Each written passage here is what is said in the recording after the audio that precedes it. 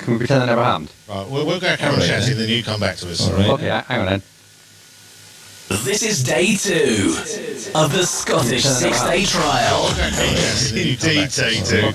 And it's a better day than it was yesterday. This is day Bit 2 dry, a bit chilly. of the It's got a bit Scottish cool 6-day this trial. morning. Cool, yeah, certainly cool. But we are down here, it's day 2. It's that lull before people start coming in Parc. I quite enjoy this. It's all quiet. I'm understanding it's really busy with people pedaling. But we are down here, it's day 2. It's that lull before people start coming in Parc. I quite enjoy this. It's all quiet. I'm understanding it's really busy with people pedaling. But we are down here, it's day 2. It's that lull before people start coming in Parc. I quite enjoy this. It's all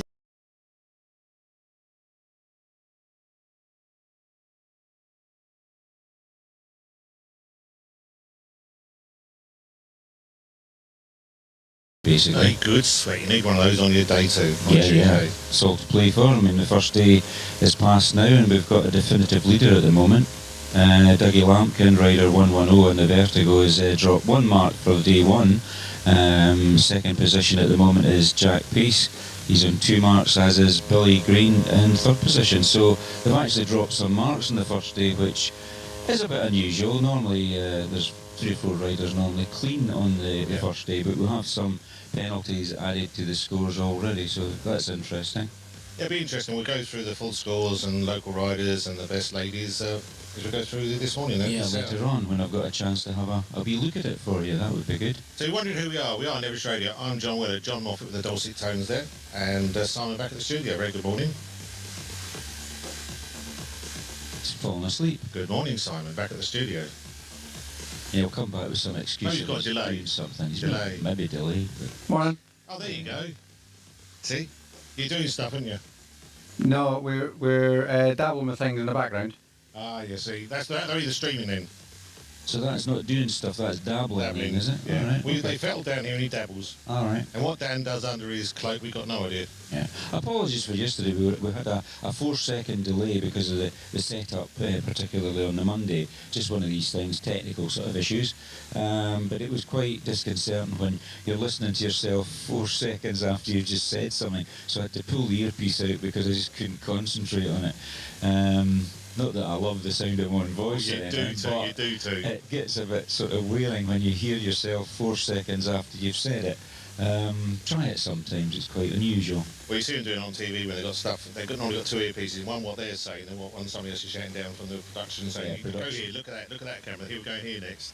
And I always wondered how I'd cope with that. It's quite difficult. I think it would be very challenging. Oh, I do like a challenge. So do I. So day 2, we'll have a look at the course very, very shortly, and we'll see how many retirals we've got. I suppose I can't see too many red lines for the bikes, which is good. Yeah, I don't think there'll be many retirements yesterday. There's 1 or 2. I mean, one of our climbers went out in the first day, unfortunately, had a mechanical issue, and then I think he ran out of petrol. So, yeah, it can all happen. The Scottish 6 Days Trial, it's always a very challenging event anyway. And a deviation from what was standard routes. We had David Dignan, the clerk of the course, on yesterday explaining all the changes that there's been, and I think it's not just this year because David's the new clerk of the course taking over from Jeff Horn, who did it for quite some years. They wanted to change the route, but COVID got in the way, and then when the trial came back after the COVID pandemic restrictions, the trial then as he described it, a cut and paste job, which is using the same routes that he used a couple of years previous. So they'd actually planned to change it around about 2020 to make some alterations to the routing, which wasn't possible because the trial didn't take place. So he explained it all well yesterday, and things have moved on. But obviously the trial likes to keep a refresh going so that it doesn't get too stale. So people say, oh, I know where we're going tomorrow because last year they went there and it's all by the same section, blah, blah, blah. So, no, they move things on. I'm sure the riders prefer that too, having a chance for a new challenge. Yeah, they do. And Nevis Radio kept things going yesterday. I was listening to David in the afternoon, and he kept reiterating the fact of, you know, just be careful out there if you're holiday making and doing adventure sports up here. That there were motorcycles on the road coming back to Ballachulish Bridge, and that happened right through the day. The later riders didn't get in till something like about 7:30, 7:45 sort of thing. So it was going on quite late yesterday, and obviously the bikes don't go that fast. They're not road bikes per se. They're competition machines registered for the public highway, and between the final machine check at or the stop at below the Ballahullish Bridge back to Fort William is timed, but it's timed slowly, you know, to keep everybody, you know, sensible, so you're not rushing back to the finish if you've maybe been a bit late on the moors or had a mechanical issue or whatever. So David kept that information going to holiday makers that were tuned into Nevis Radio, which is good. Yeah, we do our best to sort of keep people entertained and informed as well, certainly when health and safety is sort of paramount, especially when you've got this amount of people out in the area, because it's not just the riders, it's all the spectators and the entourage which follows around. That's right. There's a lot of camp followers, the guys that need a little bit of support. I mean, the vans that you see running about carry spares and spare wheels, etc. They can't do much if a bike breaks down on a moor, but certainly if the rider can get the machine off the hill back down to the main road, then, you know, they might be able to get a little bit of assistance. Well, not outside assistance, but maybe some parts thrown at them and some spanners. Throwing a spanner at your mate. Yeah, well, you're not technically allowed to hand spanners to a rider when he's working on his machine. You got told off once down here for passing something over the fence, I remember, a few years ago. Yeah, it was quite fun. I remember that day. Yeah, I actually got almost told off yesterday because I was looking at Stephen's bike when he came into the Vertigo tent and just having a look to see if there was anything falling off it, and standing by, next thing, oi! And it was Jeff Horn, who was standing right behind me, and of course he had a machine examiner bib on. Oh, brilliant. So I went, I haven't touched it yet. And of course later on there was the little guard in front of the radiator was lying on the ground. So I said, you want that cleaned? Yeah. So I picked it up and I started blowing through it with an airline, just getting, oi! So I had two ois yesterday. I didn't get a public warning like a wrestler, but I certainly had a couple of ois in the background. So it was quite funny because I wasn't touching his bike at all. So no mechanical issues with it. I think all they did was tightened up the kickstart bolt because that had worked a little bit loose. And checked out with the head mechanic at Vertigo, because on the road the bikes were pinking a little bit, you know, it's running a little bit weak. Yeah. But these machines are fuel injected, so it's not a case of twiddling with the carburetor. There's a fuel injection system and it's electronic, and what you have to do with that is you plug it into a laptop, and then the laptop has different screens come up and it tells you all sorts of things about the bike, temperatures and God knows all what. Too complicated for me.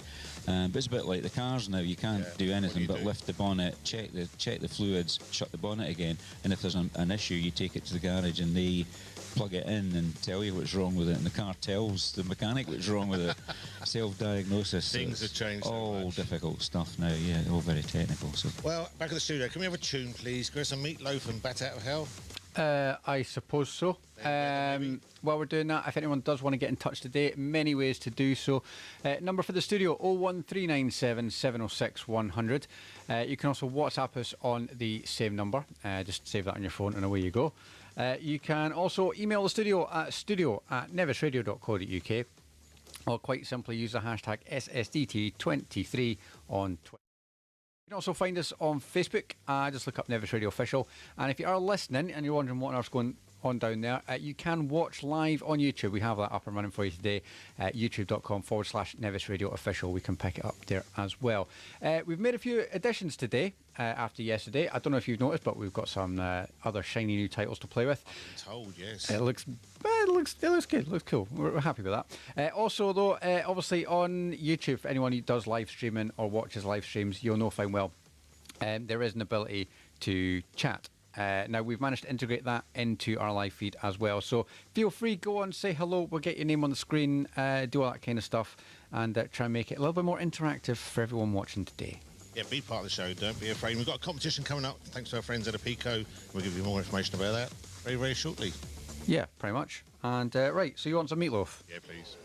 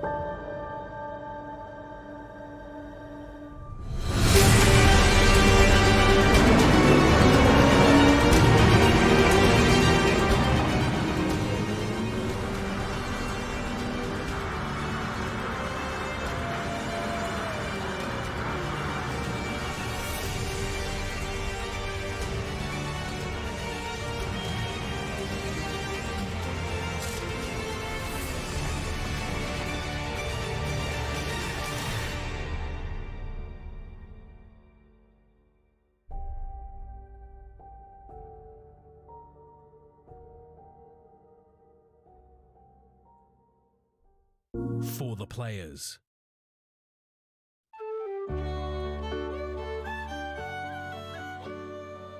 You will never be stuck for things to do and places to see throughout Lochaber. Experience the abundance of history, immerse yourself in a movie scene, walk within our great outdoors and see our wildlife running free. Rain or shine, there is always something to do. Get out and enjoy all the incredible things we have to offer right here in Lochaber.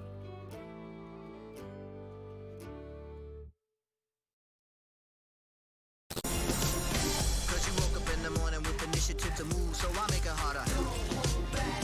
Think about it, so many people do be cool and look smooth. The world time has come to.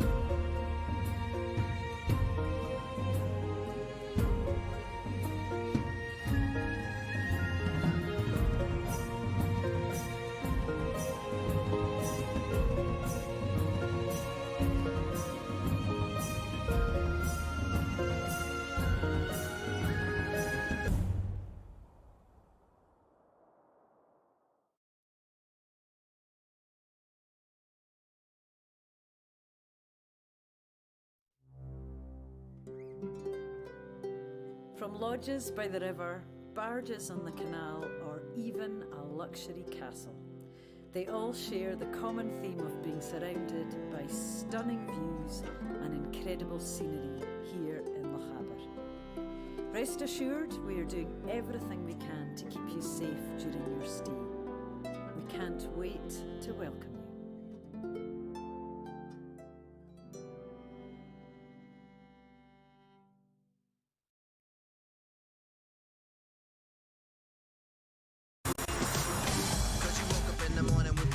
To move, so I make it harder. Think about it, so many people do be cool and look smooth. The world time has come to.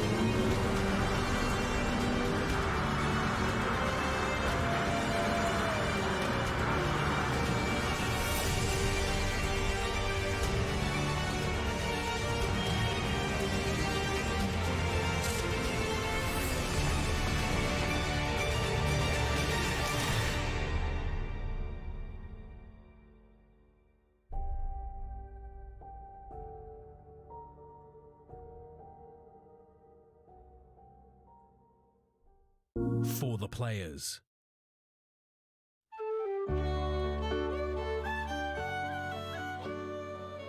You will never be stuck for things to do and places to see throughout Lochaber. Experience the abundance of history, immerse yourself in a movie scene, walk within our great outdoors and see our wildlife running free. Rain or shine, there is always something to do. Get out and enjoy all the incredible things we have to offer right here in Lochaber.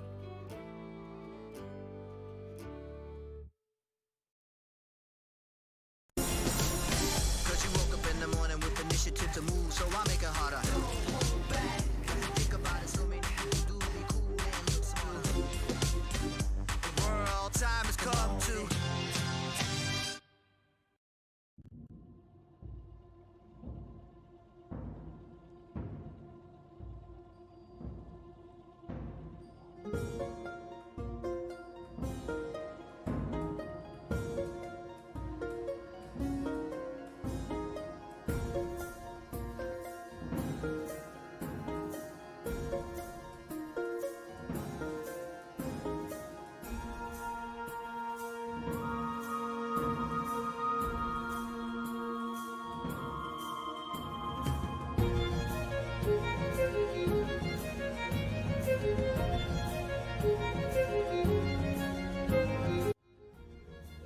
This is day 2 of the Scottish 6-day trial.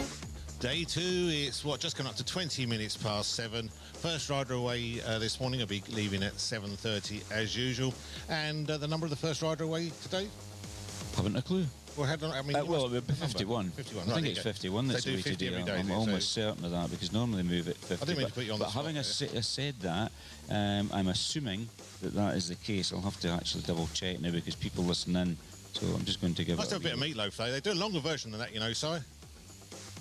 Was that the Nevis radio That's edit? the full album edit, yeah. It's about 11 and a half minutes long. It's brilliant. Gosh. There you are. Competitors. No, it doesn't actually. A longer version than what, 9.5 minutes? Yeah, we can do that. This is one reason why I don't like Meatloaf tunes, because he never knows when to stop. Yeah, never a dry eye in the house. I think it's it looks like numbers 49 we're starting today because if you look at you see, look, the little tallies there, they used to make it sort of 1 to 50 and then could go and do some 51 camera work if you so want. it's Here we go, actually look. number I can multitask. 49 that starts the trial this morning. I've got to be accurate on that because for obvious reasons people listen in and if I was to say a different number then there would be mass panic out there, but no, we've got number 49 sitting just about ready to go to the start podium, but that's at 7:30 this morning. They get some time in the morning obviously to work on their bikes and set off on today's run, Tuesday, the second day of the Scottish 6 Days, which I believe is the 2nd of May as well. So that's quite nice to have it all matching. Oh, lovely. Mr. Weller's doing a little bit of camera movement there for those that are watching live or whatever, or streaming.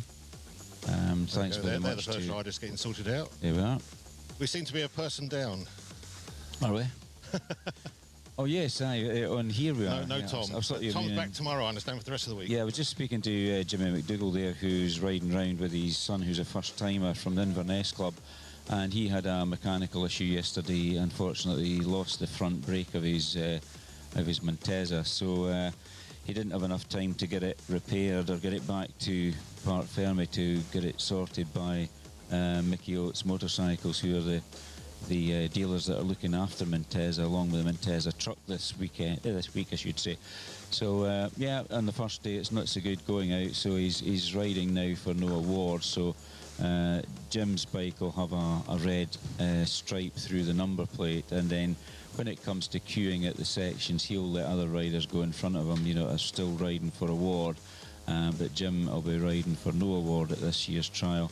But his son Fraser's still in the event, so he'll be happy about that, I dare say, because a lot of people like to take their offspring round if they can manage it. If they're in that age group, they can still do it, yeah. Very good. So I saw Dougie's...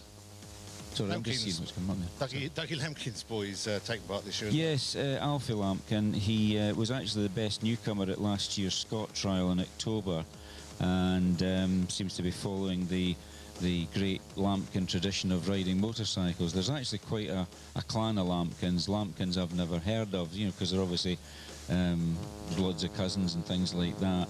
And the ones I know are the likes of John Lambkin, who was the son of Arthur, and you had James Lambkin, the son of Sid, who was a 1966 winner. But all the three brothers that originally kicked off the Trials dynasty of Lambkins from Silsden, they all won the Scottish 6 Days Trial, and all three of them have won the Scot Trial, which was the main two events in the Trials calendar over the years. So quite an interesting thing. So this is Alfie Lambkin's first Scottish 6 Days Trial, riding a Vertigo, obviously.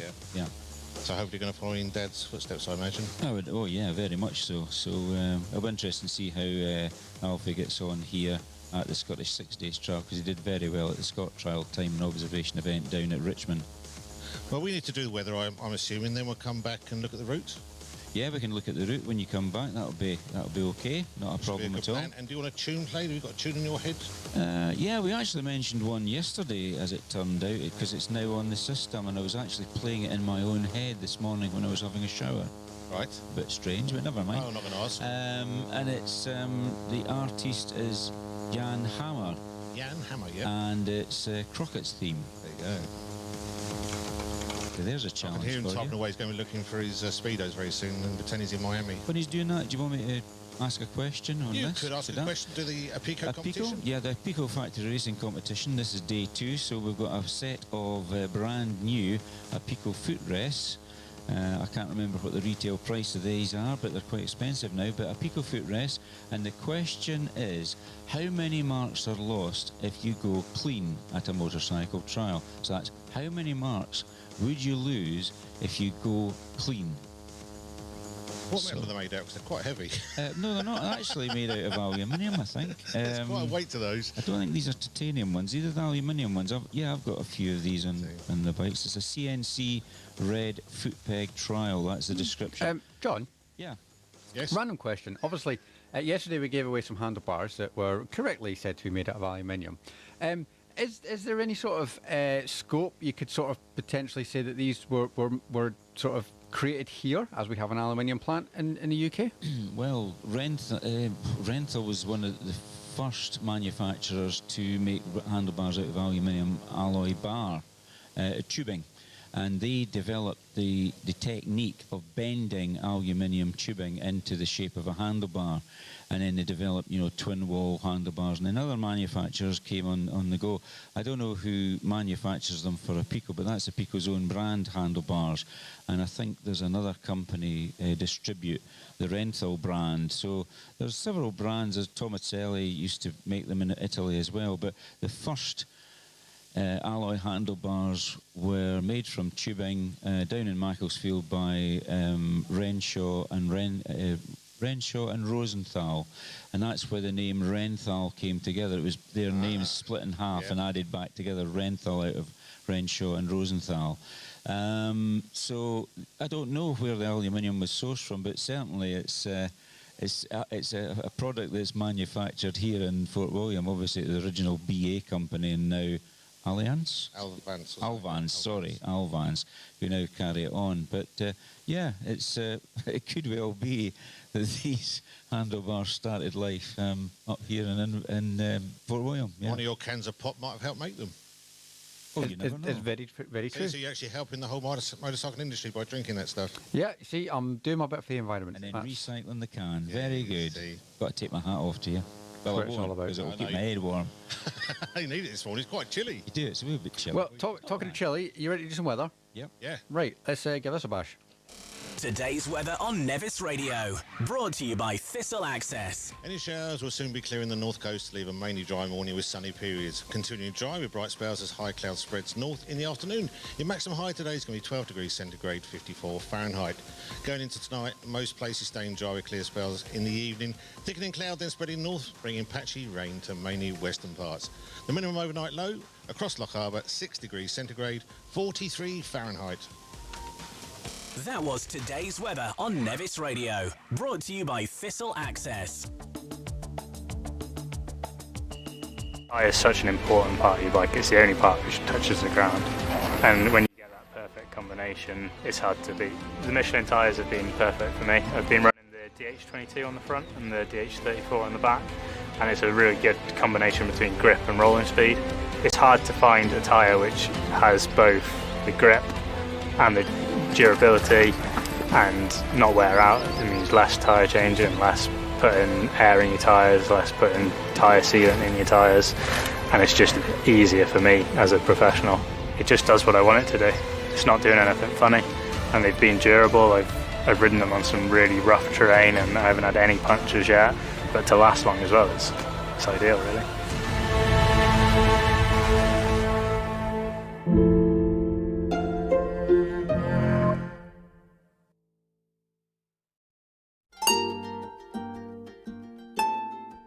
Our mountains, glens and waterways are some of the best in Scotland, if not the world. Breathtaking views and awe-inspiring landscape, adventures for us all. Come and explore our water and mountains. It'll make you feel alive.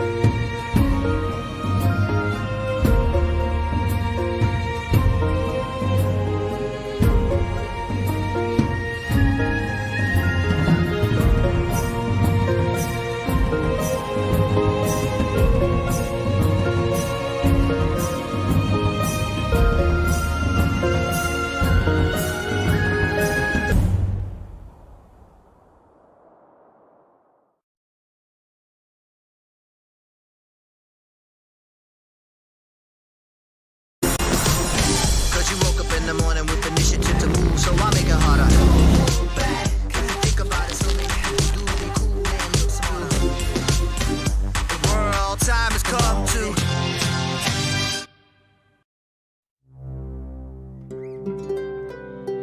From lodges by the river, barges on the canal, or even a luxury castle, they all share the common theme of being surrounded by stunning views and incredible scenery here in Lochaber. Rest assured, we are doing everything we can to keep you safe during your stay.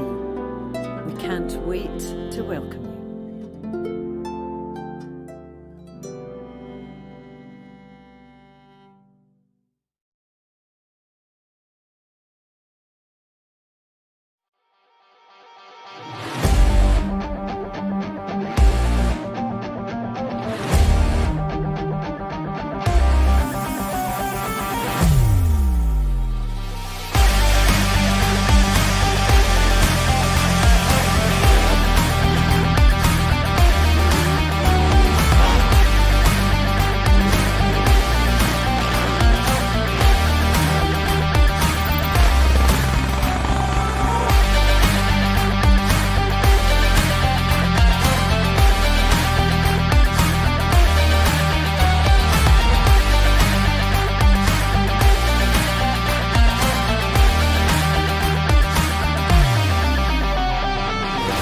Comms West. Comms West, and we're under a nice gazebo. Which is Gavin Cairns Rough Casting Limited in Inverness. We should get a cup of tea very shortly. We're short of runners for that today. Yeah, we're short of David's coming in a bit later again. David's going to be returning. And the hire centre, Fortnum Hire Centre, for the telescopic tower and generators and everything else like that, which we needed yesterday. Yeah. We got messages up on there, which I can't see from here. Oh, you have to go. While you putting your old specs on to go look at them. No, it's just a little bit low. Oh, yes. Obviously, you've mentioned our sponsors, which is great. For anyone who is watching on our live TV feed, you'll see we've actually got other adverts in there as well. So also a big thank you to those who have advertised us, including Lochaber's Chamber of Commerce and also Scarveline's tours across Scotland as well. So we've got a few more things on the go. If anyone is interested, if you're watching and going, "No, I want my advert in there," give us a wee email at sy@nevisradio.co.uk and we'll see if we can maybe expand on our visual adverts as well as our audio adverts as well. We're trying all different types of media these days. And we'll say good morning to our friends at and Cafe Mara, Robert and the team there. A recently opened venture down on the new marina in Parc. Also our digital media sponsor. Say that again, sorry. They're also our digital media sponsor. They sponsor our online feed for our players. So if you're on the website and you go nevisradio.co.uk/player or TV player, if you're on your smart TV, more optimised for the screen, they've kind of helped us sort of facilitate that. There's also some more messages came through later in the morning yesterday, which we didn't quite pick up. A friend of mine from Brazil. I think Dan's got the information in there, what that said. Have you, Dan? He's not got a microphone, which should be quite good. He can't hear. Can't hear. Oh, we'll come back to that one very shortly. I'll tell you what, have a look at this route. Yeah, we'll have a look at the route. Today. I was using a route plan that I got just before I came down, but I think it was an old one, and I didn't mention yesterday Big Dar's Burn, which was in, because I was actually quite surprised when I went down to Appin, and they were talking about Big Dar's Burn. So I says, "Is it in this year?" Yeah, it's in the programme. So I hadn't been using the programme, and I've been using the earlier version, I think. So today I'm going to look at the programme instead and use that one. So the first sections this morning, the first rider, which is number 49, Graham Tales, well-known Yorkshire rider. Been round the Scottish a few times and ridden many Scot trials as well. He'll be heading off at 7:30. Well, he's actually away now. He's 5 minutes away down the road, and he should be 5 minutes off arriving at Corrie na Clois, which is the first group, which is 2 sections, followed by 4 sections at Group B, which is Linachan, which for the uninitiated is the Nevis Range area, the car park there. Now beware, those that have maybe not been for a few years, there is a car park in charge at Linachan now of £5 a car. You get 15 minutes free, and then it's charged £5. I thought that was new for this year, but apparently it's been on the go for a couple of years now because I haven't been up there. First rider, Graham, will be up there around about 8 o'clock, and I think the rule is now that if it's got a grid reference, that's a section or a group of sections that's accessible to the public. I'm presuming that. I haven't had that confirmed, but I presume that if it's got a grid reference, then it's a section that's available to be spectated at. The ones that don't have grid references are sections that are probably pretty inaccessible to man or beast other than on a motorcycle or walking, and it might take you a long time. So after Linachan, we've got Group C, which is 2 sections at Glenfintig. 8:50 the first rider will be there, and then followed by another single section, it would appear, at Arcade, 9:40. The next group is inaccessible. It's Glen Tarsoon, I think it's called, 10 o'clock. I'm not great at Gaelic, as you can appreciate. Then we have Group F, which has a grid reference, so it's spectator friendly. 3 sections at Bean Ban. First rider there at 11:20. Group G is Ruba Chiana, I think it's called, 11:50. And then the next 3 groups, Glen Malley, Fastfern and Annett, that's groups H, I and J, doesn't look to be accessible. And then the old favourite, which used to be called years and years ago Muirsherlich, it's now called Trotter's Burn after the tenant crofter at Muirsherlich. That's Trotter's Burn, 3 sections, Group K, first rider there at 2 p.m. So you'll be able to get your lunch and then scoot up there, Parking is always a little bit of a problem insofar as not many places to stop. And obviously I think the rule is, and I will be corrected if I'm wrong, that the police prefer that all four wheels are off the main road. So if you park on the other side of the white lines, if there are any, or up on the verge, do not park in front of anybody's gates, because obviously access is required.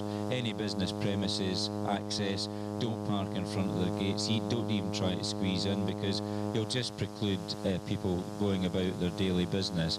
And obviously up here in Fort William and Lochaber, this is a working day for many people. It's only the trials people that are on holiday, and holiday makers. So just be warned that the police could come along and ask you to shift your car if you're parked in the wrong place. You call this a holiday? Is this what we're on?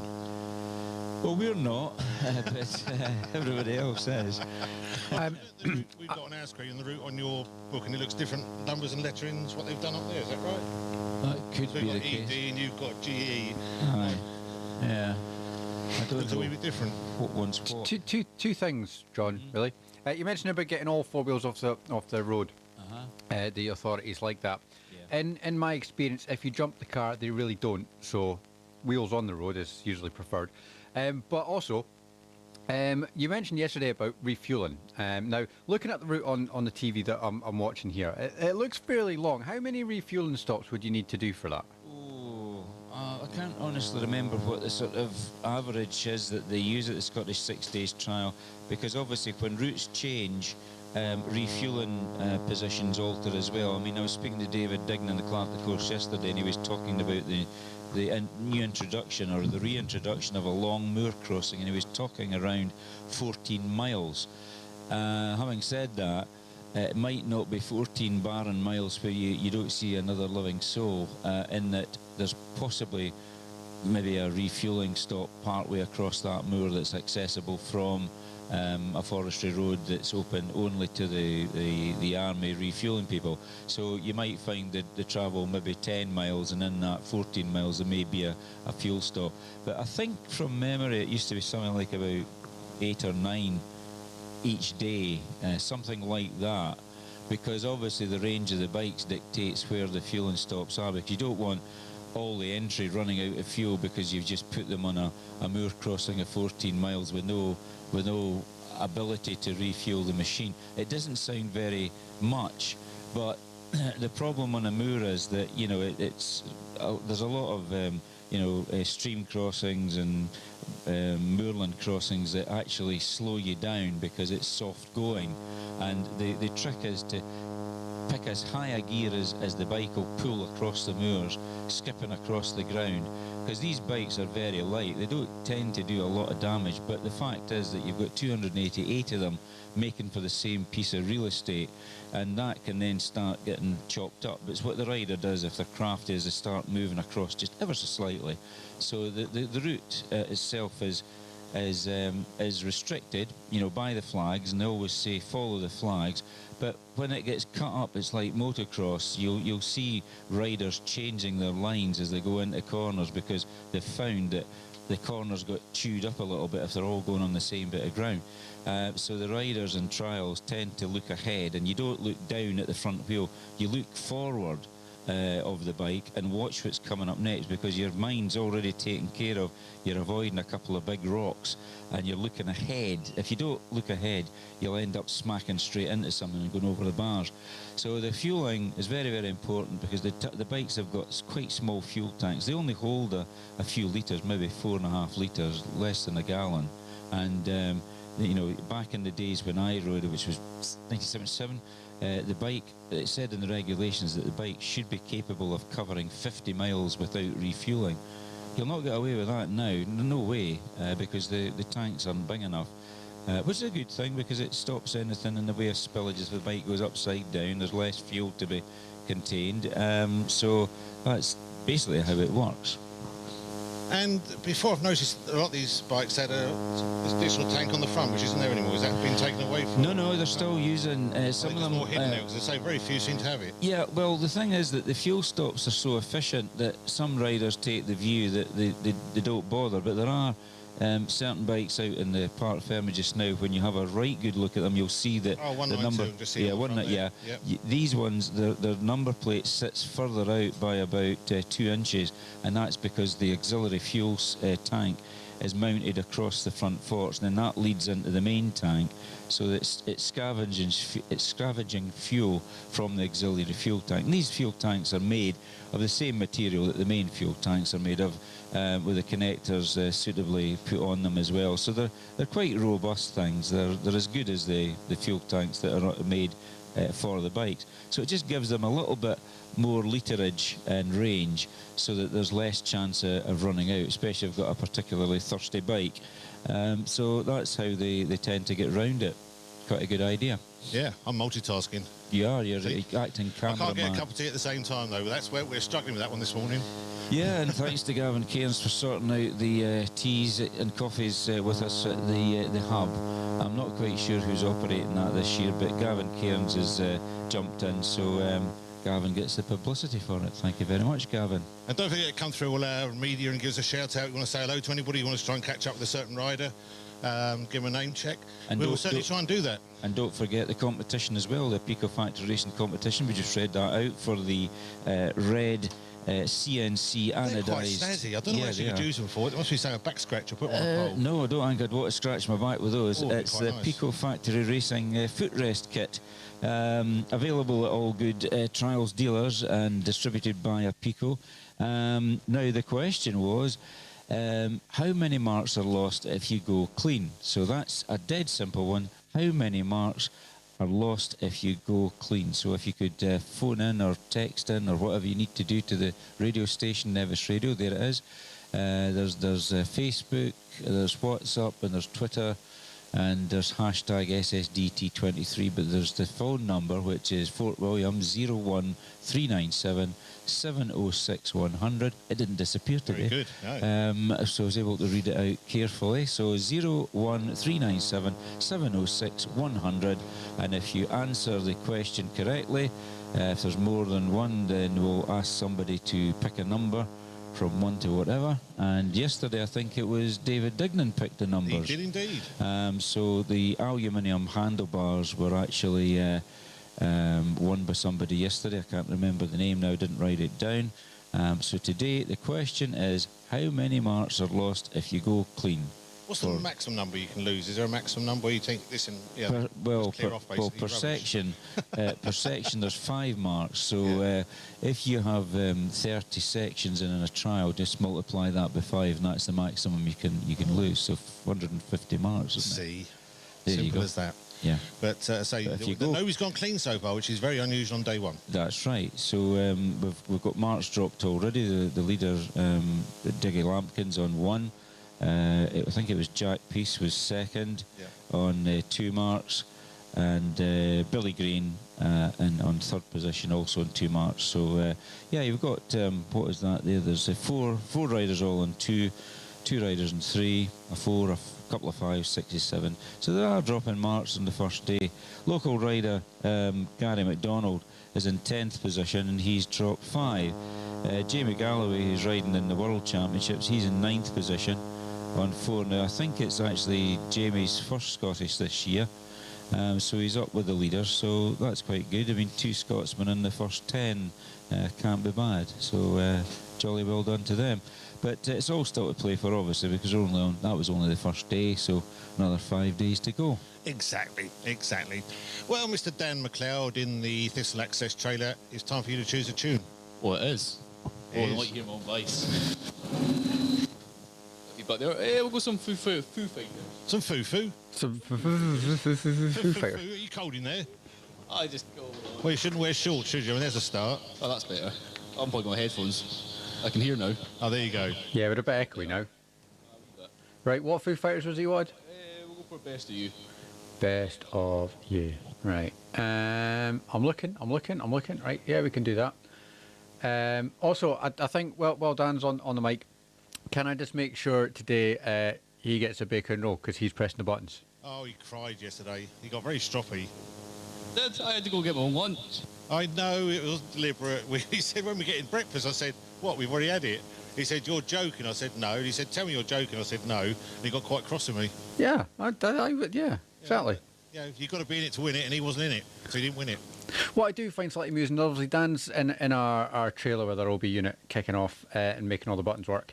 And because there's a little bit of feedback there, he actually just sounds like the voice of God. Don't tell him that. Don't tell him that. Well, so in the next hour we'll have a look at the full results, the ladies and the local riders and club riders, etc. But so we'll have some Foo Fighters come back, and we'll see whether anyone wants to have a chat really, because they're getting quite close now with the old Fetlin, and might want to catch up with the rider for a chat. Sounds like a plan. I've got another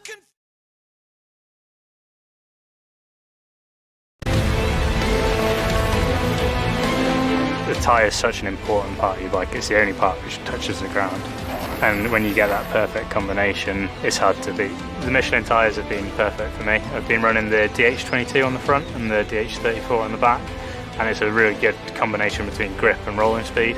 It's hard to find a tyre which has both the grip and the durability and not wear out. It means less tyre changing, less putting air in your tyres, less putting tyre sealant in your tyres, and it's just easier for me as a professional.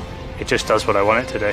It's not doing anything funny, and they've been durable. I've ridden them on some really rough terrain and I haven't had any punctures yet, but to last long as well, it's ideal really.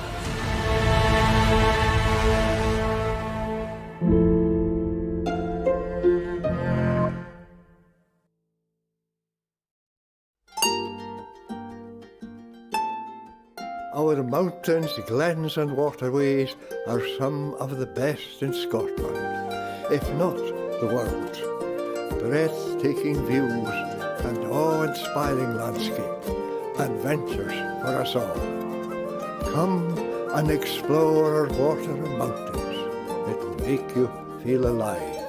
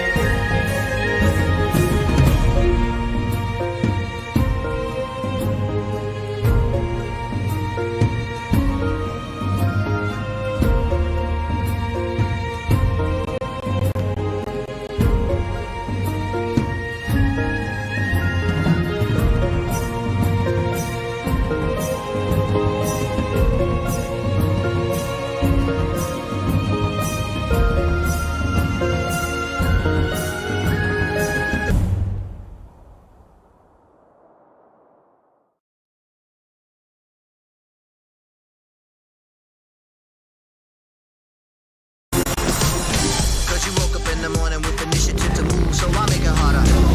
Back, think about it, so make you do be cool and look smooth. The world time has come to.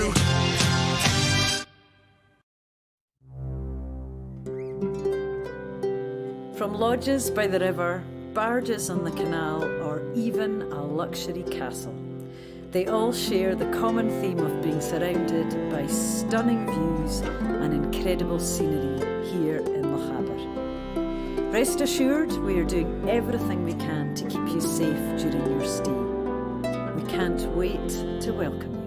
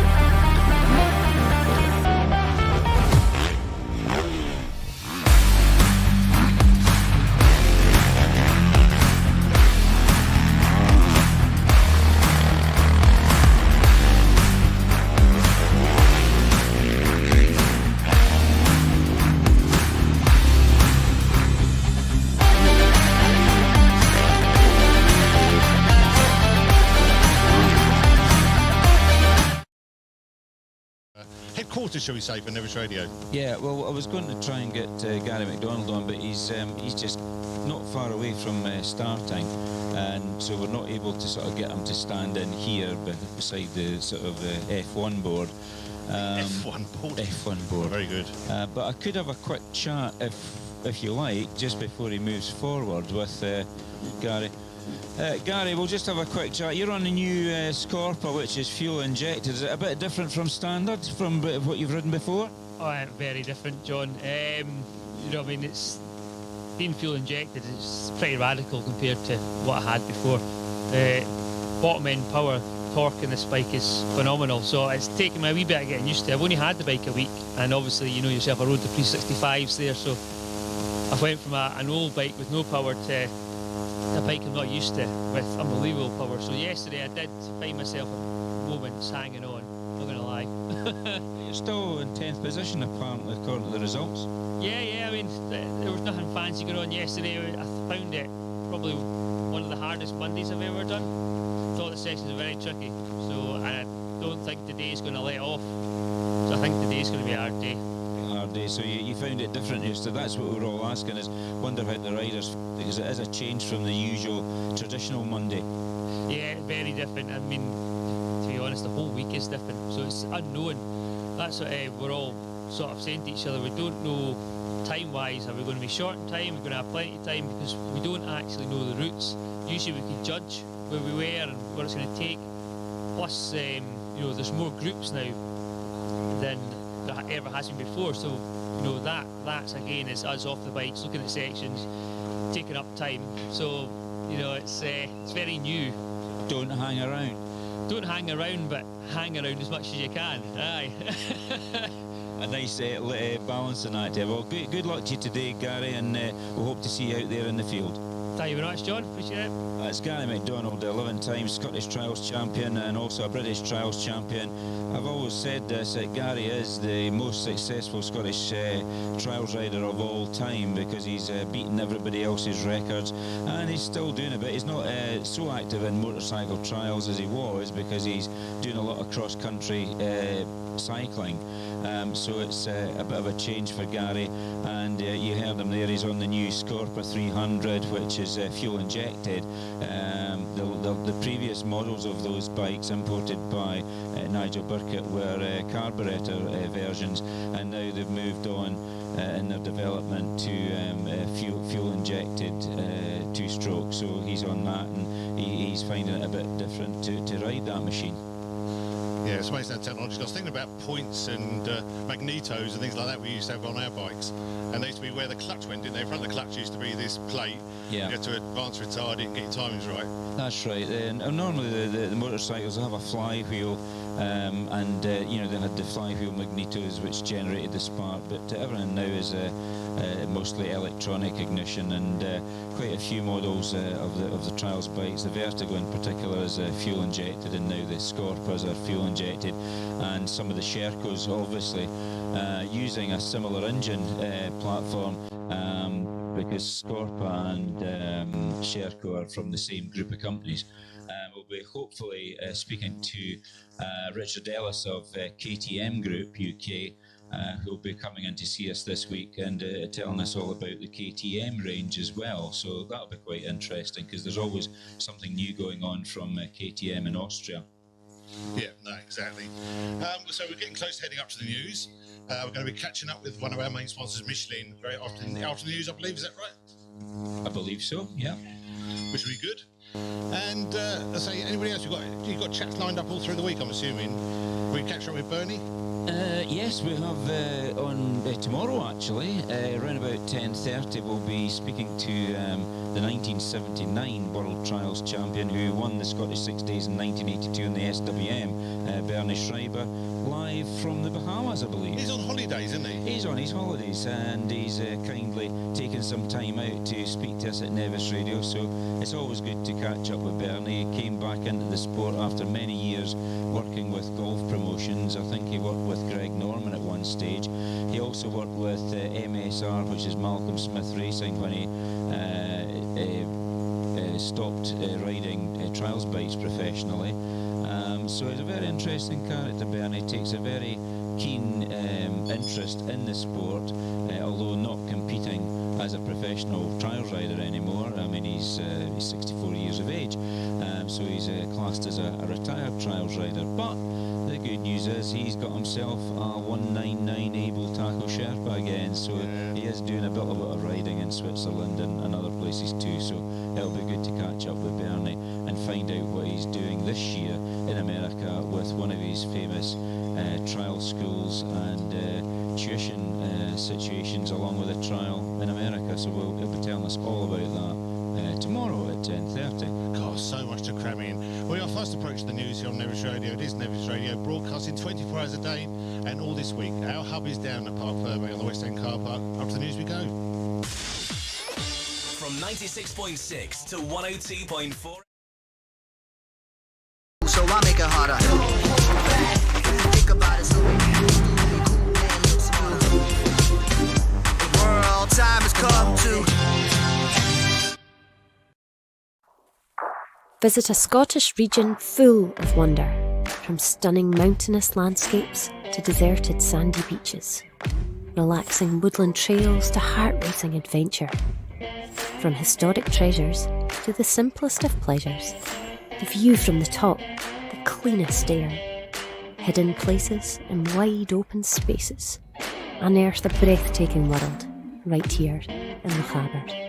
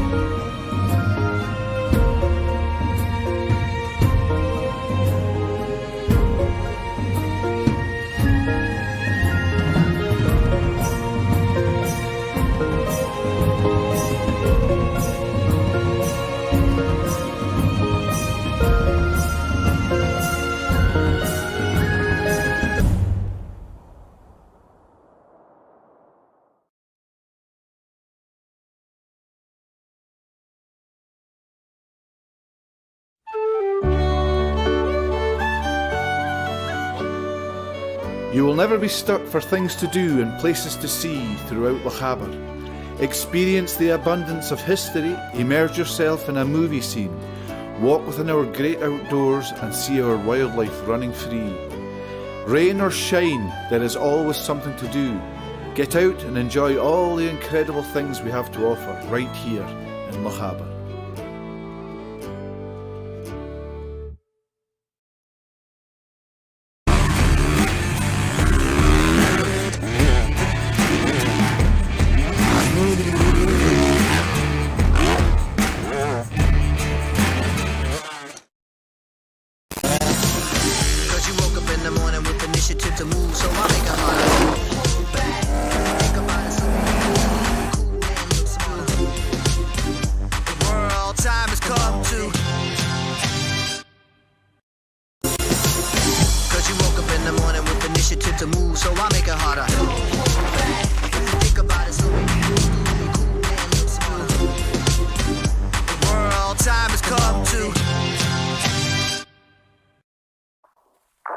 Visit a Scottish region full of wonder, from stunning mountainous landscapes to deserted sandy beaches, relaxing woodland trails to heart-racing adventure. From historic treasures to the simplest of pleasures, the view from the top, the cleanest air, hidden places and wide open spaces, unearth a breathtaking world right here in Lochaber.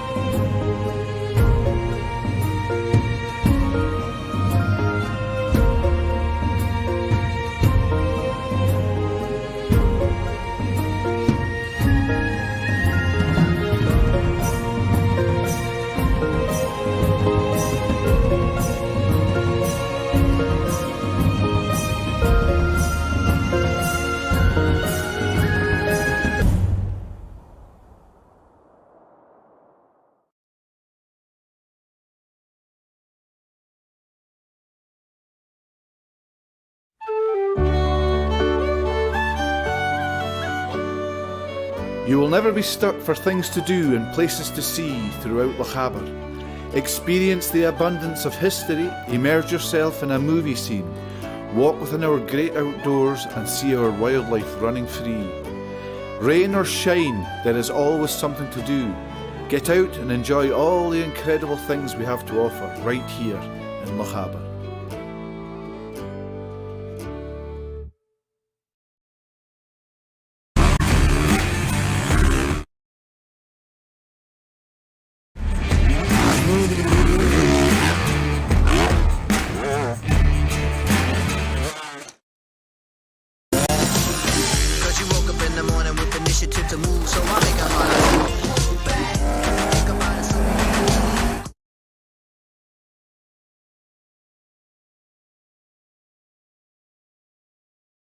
Attended or managed to attend or wangle it so that he's in Fort William in the beginning of May, and he's known to, I would say, all of the riders here in the Parc Ferme, because he is to do with the motorsport side of Michelin. So tell us a little bit about yourself that we can actually play on the radio.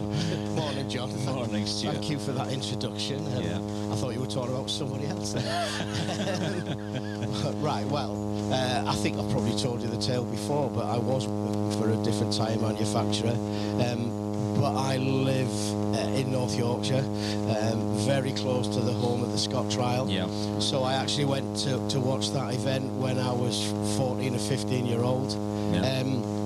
Was in awe of the ability, but not stupid enough to think I could do it myself. And then when I started working within the motorcycle industry and went to work for the tyre manufacturer that I was working for, I said straight away, do we do a trials tyre? And they didn't at the time. They used to and stopped doing it. And about 4 years later, they went, they're developing a trials tyre. And because you've shown an interest, you can run the project in the UK to help develop that tyre. Right.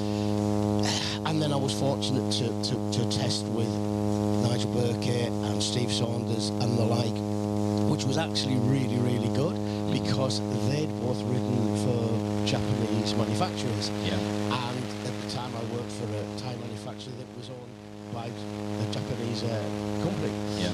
So they understood how you work with Japanese technical people and engineers. Absolutely. Because you can't say this is no good. You've got to pander to their egos a little bit and go, it's okay, but I think we can make this better and improve it. Yeah. So you've got to get them on side, and Nigel and Steve were masters at that. Yeah. So that was my sort of introduction to it, and everything developed from there. And as you'll know, because you've been around a lot longer than I have within trials. Yeah. Maybe, I'm not sure about whether you've been on the planet as long, but you've certainly been around trials more. Yeah. And I think it was 91 or 92 when the car park was up where... Yeah, I think it was 92 at the unaired. Yes. Yeah, unaired. And so I was instructed to come up here and basically just talk to anyone and everyone who was prepared to talk to me and find out as much about the sport and the infrastructure and everything else. And it all started from there, and I think 2 years later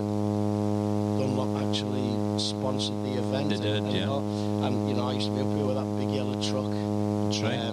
Getting my hands dirty, which I look back now and think how I managed to stay alive for that period of time.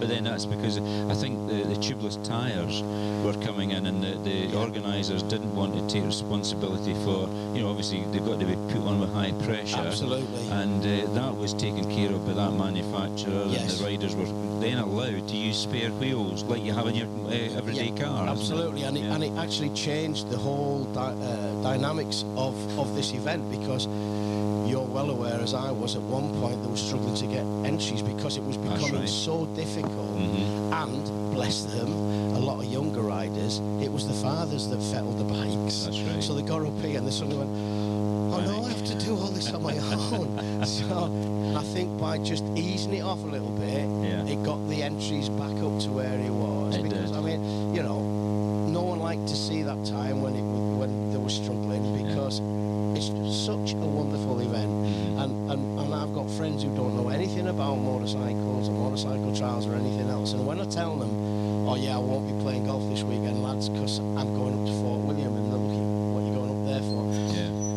And I start telling them about the event, and I say it's just the most wonderful event that I could go to, and I've been blessed to go to lots of things. I've been to MotoGPs around the world, etc., etc., etc. This week in Fort William is just the best. It's different. I think it's one of these sort of unique events, because obviously you've got the World Trials Championship, which is a select band of riders, which is different from here, because and there's been so much controversy over the years about stop, no stop, etc., etc. And before we came up here to Fort William, or down here in my case to Fort William from Inverness, there was a lot of talk on social media about the way the sport's going, how it's being managed by the FIM and all sorts of things like that, that we could talk all day on and have different opinions and different views on. But at the end of the day, the Scottish 6 Days Trial is one of these, dare I say it, classic events, without being specific as it being a classic trial, because there's a different description now of trials. But the Scottish 6 Days, like the Scot, has been going for so long. Both of them over 100 years, and you know, they've changed. Yes, I mean, every technology's moved on, but fundamentally, it's man and machine against the elements and the countryside, if you like. And the Scot, it's time and observation. Yes, there is a time limit on the Scottish 6 days, but that's to ensure that everybody gets round, because you're talking about 288 riders.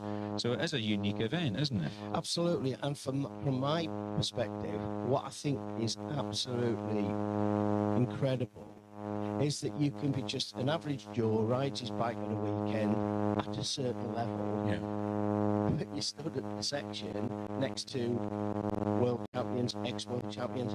I don't know another sport where you can have that cross-section of riders and ability, or even whatever sport it is, where you can stand next to them and rub shoulders with, in some cases, your heroes. That's right. And I just think it's wonderful, and the camaraderie and the way that everybody helps everybody else. I just love it. You know, and I don't ride trials, and I have no desire to try and ride trials, because I leave that to people who know what they're doing. But as an event, and everybody at work knows it.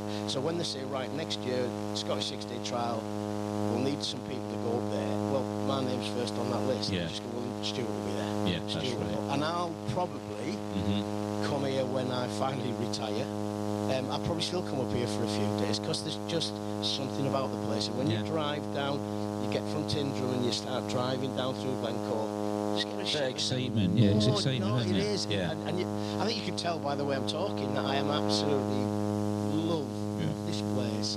And I love this. I think it's been described in the past as a pilgrimage, isn't it? Oh, absolutely. It's not a religious event, but it's a pilgrimage for us that are trials that are involved in the sport. That's right, it's motorsport. Yes. So, yeah, you've had a long connection, but Andy James hasn't had so much of a long connection with the Scottish 6 Days trials, but he's here anyway. Andy, can you just describe what you do in Michelin, for Michelin? Okay, so I'm brand manager for motorcycle scooter tyres for the UK and Ireland, which basically covers all the marketing activities, supporting what the likes of Stu and the sales team do in terms of promotions, events, and any way we can promote the brand and the products.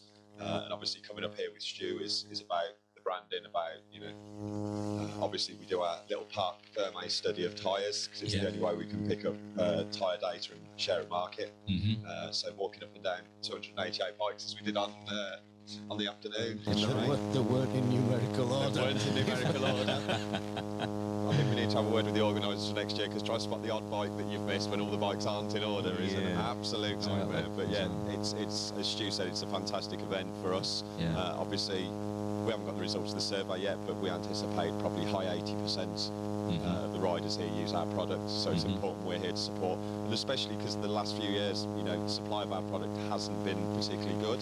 And we felt initially coming up here could be difficult, but then, you know, why wouldn't we come up? But if we've got something to hide, we're not as afraid to have those difficult conversations with people, you know. It's a different world. It's been a very strange world for the last couple of years. It's impacted our ability to do certain things, and trials, unfortunately, has been one of the areas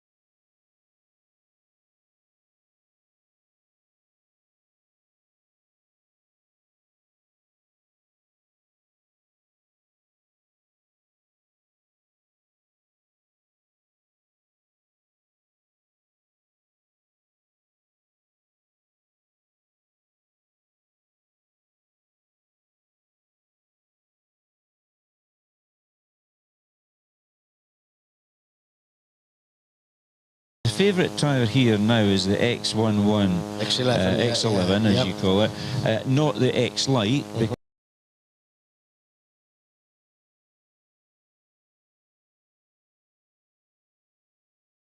X11 is more robust for this event, and but obviously the supply issues are still ongoing. I think it's more difficult still to get your hands in touch, and they appear to be more expensive. But obviously the supply.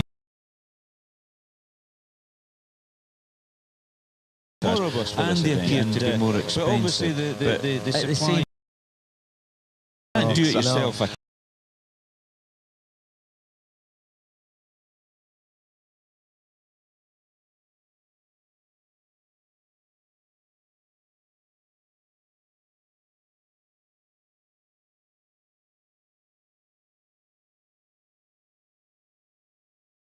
On staying up here and the expense of doing it. You know, I mean, there isn't really a cheap alternative option. It's not like you could buy a cheaper tyre. But at the end of the day, why would you want to risk you know, your safety? That's your neck on the line. Absolutely. Steering, tyres, brakes, very important.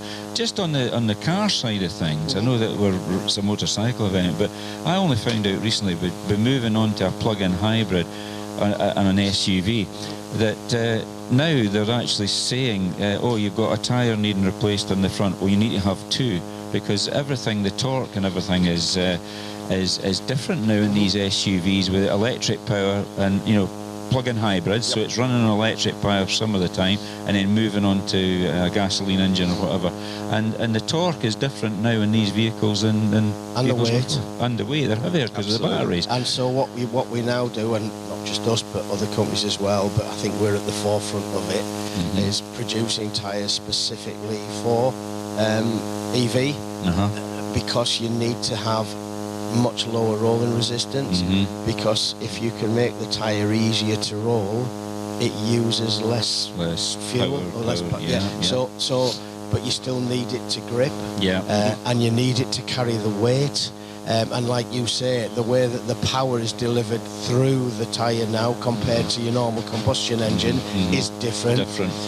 So yeah, it's an interesting development. The interesting one will be, obviously, you know, today on a normally aspirated engine, the tax you pay is on your emissions. Obviously on a full electric vehicle, there is no emissions to tax you on. So they're looking at what else pollutes from the vehicle, and the two big things are the particulate matter that comes off the tyre and off your brakes. So if you've got a tyre that potentially maybe delivers less particulate matter coming off, it potentially puts you in a cheaper tax brand on the electric car. This is what we're all moving to now. It's all different controls. It's something we're massively aware of and massively ahead of the curve on. That's which as a corporation of Michelin has to be looking at and on the forefront of it all the time, so that they can still make money out of the products as well. And it's all about sustainability, and you know, you can't just keep taking raw materials. You've got to get to a point where you go, we can't just keep chopping down trees or digging up forests or whatever. Exactly. But you go, so you've got to try and say, right, we need this tyre to be recyclable, or we need it to be made from recyclable materials.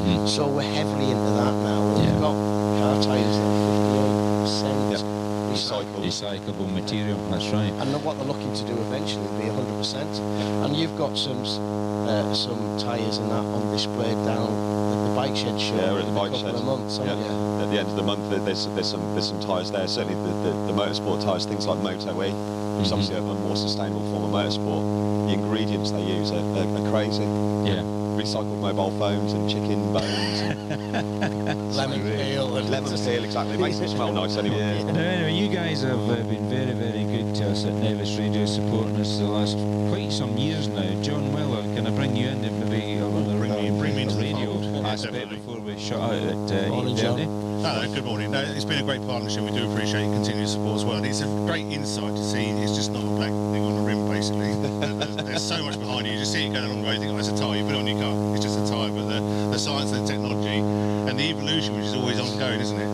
Yeah, absolutely. And if you look at our research and development centre in Ladue, is it 5,000 or 6,000 people work there? Yeah, definitely. And we spend more on R&D than sort of all the other manufacturers putting together. that's because it's in our ethos, it's in our DNA, it's how we've always been, and that's where we'll continue. But obviously we're aware that, you know, tyres we might all be on floating hovercraft in 50 years time, and that will teleporting. Oh, there you go. Michelin's got to exist, hasn't it? So maybe we have to look beyond tyres. Yeah, no, definitely. And that's funny enough, we're heavily involved in the hydrogen development of hydrogen engines because we see that as a more sustainable future. Something as weird as we produced a sail for large ships so that when they get out into the open ocean, it's inflatable, it just goes up on its own, and it can save up to 15 to 20% of the fuel cost. Now you imagine how much fuel these massive container ships use, and that's just come off the back of, you know, developing something else. Oh, hang on a minute, there's an opportunity, we could do this, we could do that. So it is to be part of a company that is so diverse and is so much at the forefront and at the cutting edge of development of so many things. I'm still enthusiastic at my age working for a company like that. It's great. A bit like you, I guess, John, is that you don't feel like it's a job, do you? No. And I'm retiring at the end of the year from my job, so lucky me. But no, I'll be using more and more tyres because of leisure time going up, so I'll be able to go out in a motorbike, go out in a car. So you guys have got to have more profit out of me. Oh, there you go. He's the man to look at. But no, so it is a great pleasure, and say thanks for coming and chatting You are to us. most welcome. And we'll probably see you towards the end of the week as well. Indeed. Yes, it is a holiday, isn't it? And like you say, I don't ride bikes. Oh, no, it's not a holiday. No, this is serious work, John. It's a working holiday. No, it's definitely work. The only thing I've got to say, this guy up here, wherever he's gone, the Michelin man, has gave me a lot of grief when I was at school. Oh, yeah, that's right. That's all I'm going to say. He wasn't nice. But no, that apart is absolutely brilliant. And so your continued support. So we really do appreciate it. It makes a big difference. It's a difference what we can do here, and every year you see we're trying to grow and evolve and get a bit better at what we're doing. Exactly. Well, our colleagues tune in to the radio every day online, and then we get it ripped out of it. The Mickey taken when you go home. Absolutely, yeah. I'm sure you probably said something wrong in this piece. I normally say something wrong every time I open my mouth. We've got to go bar you know you've got it really wrong, but it's really good. That's the good stuff. Yeah. Well, I know we've got to go back to studio now, and I think we've got some local news coming up. Have you got any questions? Hello, Simon. He's away buying tyres. He's vanished. He's probably talking to Dan in the hut. They're trying to alleviate this buzz we got. If he's out buying tyres, I don't want to get involved. In fact, actually, I believe that Fort William has now got a Michelin star restaurant. It has. That's the Inverlochie Castle, yes. We don't get any extra discount if that's what we don't. No, we could have a holiday. Yeah. I mean, what is interesting, it shows you how everything ties in. Yep. They've just done the Michelin Guide launch for 2023. Yeah, and it's Star Revelations at Silverstone, so that's where they announce all the new stars. Oh, right. So, you know, how you tie it all in together with the motorsport side and everything else. There is method in it. So there is a madness somewhere as well, though. It's all joined up. All good stuff. Brilliant. Okay, Simon, you're back there now. This is going to be a long chat then. So Simon, he's gone off for his grub. Sorry, are you speaking to me? Well, you're the Simon. We've only got one Simon here. I've been on the phone and we've got a few Gavins, I think. Yeah, well, I've been on the phone trying to sort power out. Right. So anyway, what was the question? What were we asking? Did you have any questions, or are we just going straight to local news? All right. Do I have any questions? What flavour crisps do they like? Flavour crisps? Well, there you go. Rubber flavour, as long as you've got rubber in it. As long as it's got rubber in it. That's a bit niche. It's Tyre Mizzou. Tyre Mizzou. Oh, there's a good one. You never tire that one, do you? There you go. Boom, boom. Brilliant. Right, over to you then, Si. Indeed. Well, I say, I know you've just done that, but big thanks to the guys here at Michelin. They've obviously done us grand past couple of years, and hopefully the efforts do show through. I like the shoes. I'm not dropping any hints, but the shoes are nice. Are they? All right, okay. We'll go for some local news. Yep. From 96.6 to 102.4 FM, this is Nevis Radio News. On Tuesday.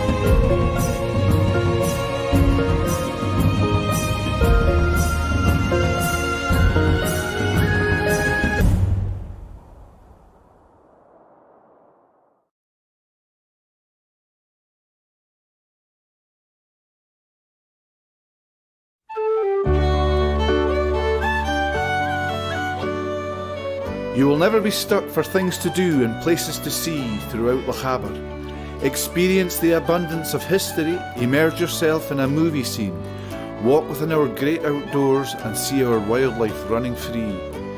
Rain or shine, there is always something to do. Get out and enjoy all the incredible things we have to offer right here in Lochaber.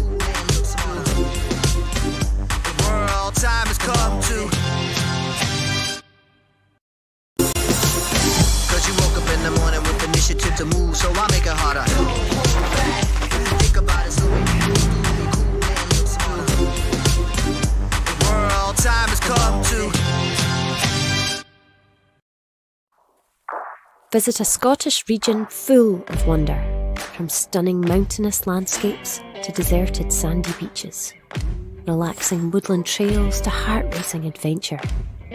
From historic treasures to the simplest of pleasures, the view from the top, the cleanest air, hidden places and wide open spaces, unearth a breathtaking world right here in Lochaber.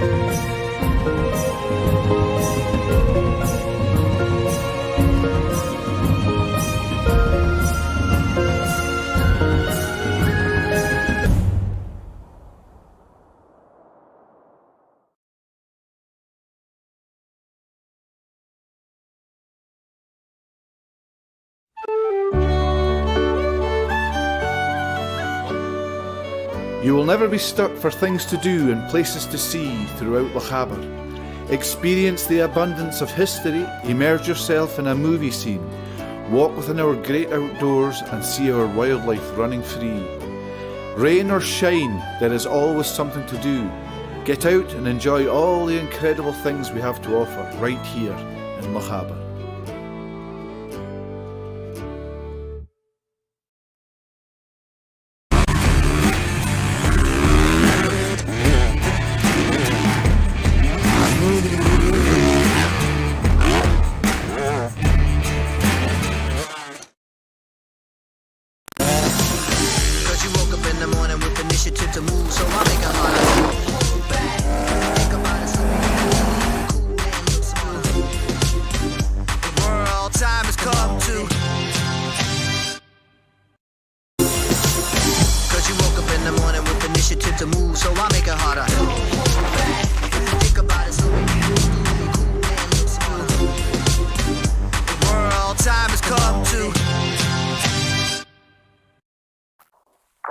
Visit a Scottish region full of wonder, from stunning mountainous landscapes to deserted sandy beaches, relaxing woodland trails to heart-racing adventure. From historic treasures to the simplest of pleasures, the view from the top, the cleanest air, hidden places and wide open spaces, unearth a breathtaking world right here in Lochaber.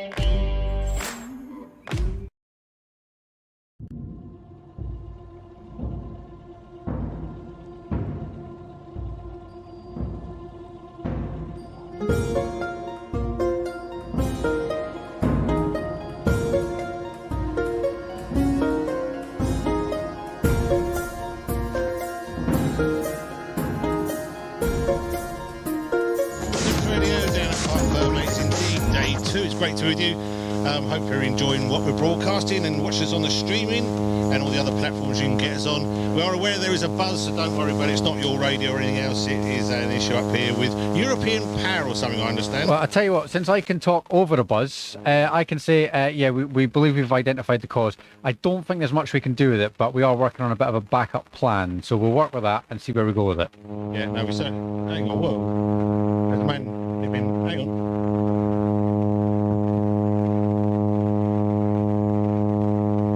Hang on doesn't really work on radio.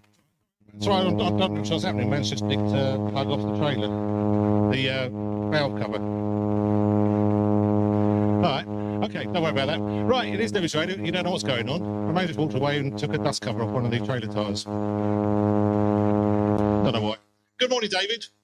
Good morning, John. Oh, I'll tell you what, it's great being live. You don't know what's going on. He said, do you mind putting that back, please? He said, I'll get you another one. You're having a lot of fun down there, it sounds like. It's always fun. It's always fun. There's lots of stuff going on, lots of people around, which I say that the buzz is great, not the one we've got on our ears, but the other sort of buzz. Yeah, absolutely. And it's great. The town is really, there's lots of people around the town. It's certainly come to life again. Yeah, no, definitely. And it is great. It's great for the area. And for those which don't really get into the motorcycles, it is 1 week a year. Yes, absolutely, absolutely. And I think we're just going to accept that that's, if you aren't into the bikes, but it's great to see so many people enjoying the place and enjoying the area. In that, I think my grandchildren were down at Clackegg yesterday. They were camping down at Red Squirrel campsite, and I think they went to watch some of the sections at Clackegg. Actually, they're up from the borders from Innerleithen. I think they're way back home now because they're back to work with the parents. But I think they had a great time yesterday. Yeah, no, exactly. It is a beautiful area. That's what I always say. Even in overcast days like today, it's still the greens shine through and the yellows of the gorse and everything else shines through. It's just gorgeous. Yep. Absolutely, and the swallows are back. Yeah, it's all the birds at the moment. I woke up this morning and I know it was about 4:45, and the noise from the garden, I thought, oh my goodness. Yep, fantastic actually. And I saw, first time I've ever seen a bullfinch actually here. I saw one this morning when I was cycling in for my swim. Oh, good stuff. No, it is a wonderful time of the year. Yep. And thought for the day, you're doing that all this week. Yes, absolutely. It's great to be back and to be involved again. It's fantastic. Yep. I'll let you crack on with that then, David. Okay. Good morning, Simon. John and all the listeners here in Lochaber and around the world. And buenos dias to the friends that are listening from Spain. During the slot this week, I want us to look at trees and consider what lessons we can learn from them. Also, some of the trees that highlight important events for people in the Bible. Today's tree is a sycamore tree in the city of Jericho, which was really special to one man when Jesus came to visit. When something important or exciting is due to happen in the town, there's a great sense of anticipation. Many will have had that anticipation on Sunday afternoon here in the High Street for the parade of riders, led out by the Lochaber Pipe Band. There was a feeling amongst the crowd and the riders that something special is about to start. The noise, the immaculate clean bikes, the smell of the exhaust. You can see some of the previous winners, the best of the local riders. There's a real excitement in the air. On that particular day in Jericho, there was a much greater sense of excitement. A very special person was due to visit the city. News had travelled down the Jordan Valley from Galilee in the north that this carpenter's son called Jesus, who performed some amazing miracles, changing water into wine, enabling blind people to see, healing sick people, and even raising a dead boy. There was something special about this man, and everyone wanted to see him, maybe ask him to heal them, or a relative. also to listen to him speaking about a change that can occur in their lives when they can experience a new purpose and direction for their lives, a fresh start. Now, there was a dodgy tax collector in Jericho. Everyone knew Zacchaeus. He was employed by the Romans. He was cheating them by adding to their bills to boost his personal income. As you can imagine, not the most popular man in town. We know he wasn't very tall, and that he, like most of the Jericho citizens, wanted to see this famous person. He couldn't see over the crowd, so he climbed the sycamore tree to get a good view. He was quietly observing Jesus and his disciples going along the road when Jesus stopped, looked up, and spoke to Zacchaeus, inviting himself to dinner. Zacchaeus probably just about fell out of the tree and hurried off home. He had dinner with Jesus, and afterwards, he was a new person. How do we know he was a new person? Well, his whole attitude to life and other people changed. He realized that Jesus was special because he was the Son of God, and that Zacchaeus had been put right with God. And he knew that Jesus was going to put right the wrongs that he had done to other people when he cheated them. So Zacchaeus paid back 4 times as much as he had extorted from them. What a difference in Zacchaeus, and what a difference that sycamore tree made to him. So what can you and I learn from this episode? You don't have to be perfect to meet Jesus. He knows you and loves you where you're at the moment. He can change you and enable you to break free from the things that chain you and to put right so many of the hurts you have inflicted on others. And you don't have to climb a tree to experience this. There's a line in Shake It Out by Florence and the Machine, and I've been foul, I've been blind, I can never leave the past behind. Shake it out, shake it out. Let Jesus shake it out for you. And as she says, it's hard to dance with a devil on your back. Thanks for listening. Be with you tomorrow. Regrets collect like old friends, here to relive your darkest moments.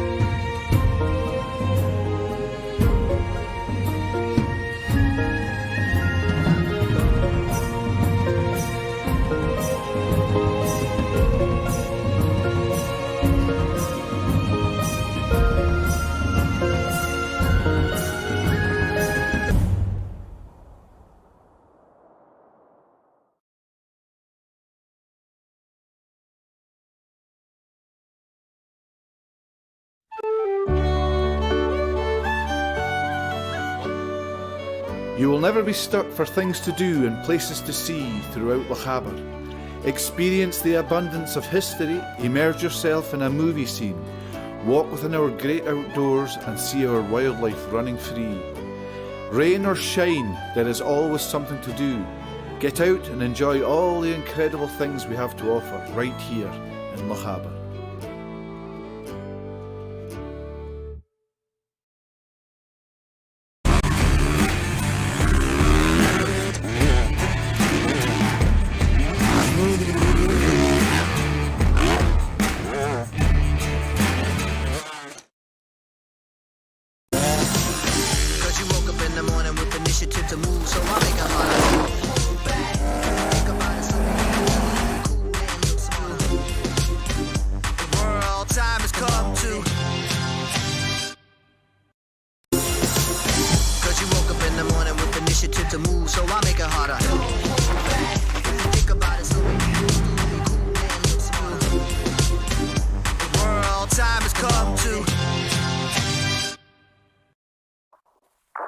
Visit a Scottish region full of wonder, from stunning mountainous landscapes to deserted sandy beaches, relaxing woodland trails to heart-racing adventure, from historic treasures to the simplest of pleasures, the view from the top, the cleanest air, hidden places and wide open spaces.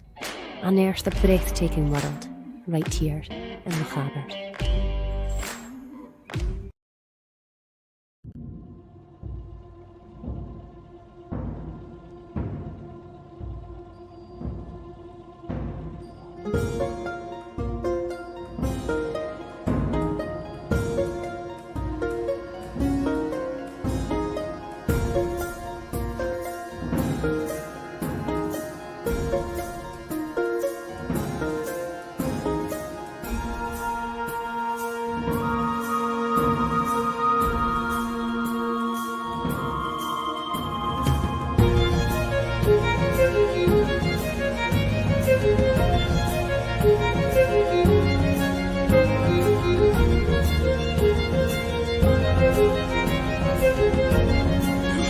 Of the Scottish 6-day trial.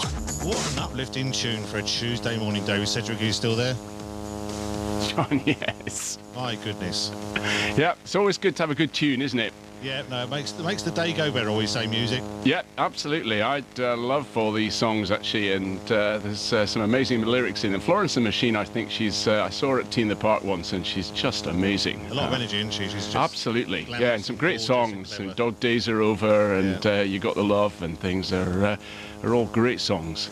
No, definitely. And I always like the way you always do try and theme the song to what you're talking about. Yeah. Like, it's quite nice to follow on from Thought for the Day. Yeah, absolutely. Well, I like to use sort of some of the lyrics of some of these sort of popular guys, and they do a lot of thinking to these guys that are, I feel that in many ways their creative gift is in a sense, it's like a God-given gift in a way, and I'm sure some of them recognise that. It's certainly Bono does in U2 and people. But anyway, it might be a bit of Coldplay tomorrow. You never know. Oh, there you go. No, absolutely. I say the music it makes the day much better. Yeah. And sometimes you overlook the lyrics. You listen to the tune or the beat. Yep. And you sort of lose the lyrics, and then you start listening. You think, oh, well, that's clever. That's good. Yeah. Absolutely. And how's Mr. Moffat today? Is he okay? Mr. Moffat, he is busy at the moment. He's still blethering. Nobody cares. I mean, Mr. Moffat, you're being spoken about. You. David Sedgwick would like to talk to you if you don't mind. Yeah, we don't want to put you out or anything. Yeah, look. Good morning, John. And Gene's here. And Gene's here. Oh, he's been pulled in all directions now. I'll get a crack with him at some point, but I'll be down to see you on Friday anyway. Right, you're back. Hello. I'm sorry about that. I was having a technical talk with the Michelin chaps there, and my lunch has just arrived. Oh, what's your phone? Stop. Just took a phone away. Sorry, David. Morning to you. I'm very apologetic. Good morning. My wife Frances says she just doesn't understand how you can spend so much time talking about tyres to these Michelin guys, and you talking about them on the... and then when we stopped the interview, I was still talking about tyres, David. I'm sorry to hear that you've been in the wars. Yes. But you're getting better, I hope. I am, absolutely, yeah. Were you in a happy position of choosing your own surgeon by any chance? Well, the surgeon was the one that was on call, but the nice thing was that he had done I taught him how to do a gallbladder operation 20 years earlier. So I trained him, and I knew, and he actually was one of the ones that, in fact, if you watched Medics of the Glen, which was a program we did with STV, Fly on the Wall thing, and he was actually the trainee that took a gallbladder out with me online, and was recorded. So it was great. Alan Grant up in Inverness, and I ended up having to go up there because we didn't have enough nurses to run the HDU here. But anyway, I'm certainly on the road to recovery, John, and I wouldn't recommend it as a way to lose weight, though. I have lost weight, but it is not the best way to do it. Well, last year, as you recall, I had a clicking jaw. Do you remember that? Yes, I do. Well, it's sorted now.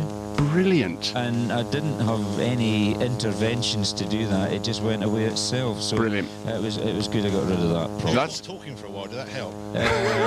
I didn't open my mouth as wide. Oh, you see. So your mum wouldn't do it like that, would it? So I presume have we done Thought of the Day? Or? We have had Thought for the Day, John. Yeah. And some Florence and the Machine afterwards as well. There you go. get you going. Well, you see, I had my earpiece out, listening with both ears, because there is a theory that you have 2 ears and one mouth, and you use them in that proportion. Yes. Well, that's absolutely right, actually, and I think we all need to get onto receiving mode rather than transmit mode. That's right. Is the thing to do, actually, and to listen a lot more to people rather than. And I tend to talk too much as well, John. So who's he? Who's doing that? What's that? What's he saying? I don't know. No, you're absolutely right. No, that's true. It is. Listen a bit more. Can I just jump in, because time's ticking on. It's currently 2.5 minutes to 9. I've had a quick chat with David Digner on the phone this morning. Just to mention, if you've got a programme and you're out and about today, Group C for today's route is incorrect. So please bear that in mind. Nevis Range car park will be busy, so please do bear that in mind as well. Also, you got the £5 charge as mentioned, and if you're looking around about the smelter, please do not go down into the smelter car park. Obviously, they are a fully functioning factory as well. Yeah, with very strict health and safety and security issues. Yeah. Oh, the buzz is gone. Is it? Oh, it's lovely. Yeah, what's happened? I don't have a buzz either. No, mine's gone. Someone switched something off. It's lovely. Yeah. Oh, no, it's back. Yeah, you see. Spoke too soon. I don't It's hear not so it. bad. No, we're all right this end at the moment. Yeah, it's horrific this end. Oh, no, we've got nothing here. Nothing here. No interference That's at you. all. it's certainly less than it was. Yeah. Less than it was. I'll take that. The Nevis Radio Buzz. Yeah. Mo could build a project around it. Would that work? You could, yeah. There's another link to some of our friends here in Fort William Buzz Project. Indeed. But people yeah, music. so Group C today in your programme is incorrect, so please bear that in mind if you do have a programme and you're looking today. But check out their website at ssdt.org, is that correct, John? Yeah, that sounds Yeah, right to you me. can probably get the latest route details on there if need be. I would hope so. When we come back after the news, we'll have a full update of the scores. We'll also look at the route, and we've also got this competition for these Pico, what are they called? Pedal? Footrests. Footrests, Yeah. footstops, footrests. And we'll give you a refresher about that as well. And Si, if you want to give everybody the contact details? All right, contact details 01397 706 100. Phone us on that number, or you can WhatsApp the studio 01397 706 100 on that as well. You can also email us if you want, studio@nevisradio.co.uk. Maybe request a tune for somebody, say hello to somebody, and we will try and catch up with some riders. And say it's been quite busy down here. I know we're not spoken to many people, but I do our best to sort of get a few people to catch up with as well. Be part of the show. It's your show as much as it is ours. And so keep the comments coming. We've got so much I need to catch up on from yesterday, which on my phone, but I've got to keep going to a different account to find that. And I've got a bag which has been handed, which has got a lunchbox in it. So guess what's coming up in the next hour? My favourite feature of the day. John's lunchbox. Get the music queued up. That'll be coming up very, very shortly on your Nevis Radio. It's just come up to 9 o'clock. This is your 9 o'clock news from our friends at on the RM. back, and it's a really good combination between grip and rolling speed. It's hard to find a tyre which has both the grip and the durability and not wear out. It means less tyre changing, less putting air in your tyres, less putting tyre sealant in your tyres, and it's just easier for me as a professional. It just does what I want it to do. It's not doing anything funny, and they've been durable. I've ridden them on some really rough terrain and I haven't had any punctures yet, but to last long as well, it's ideal really.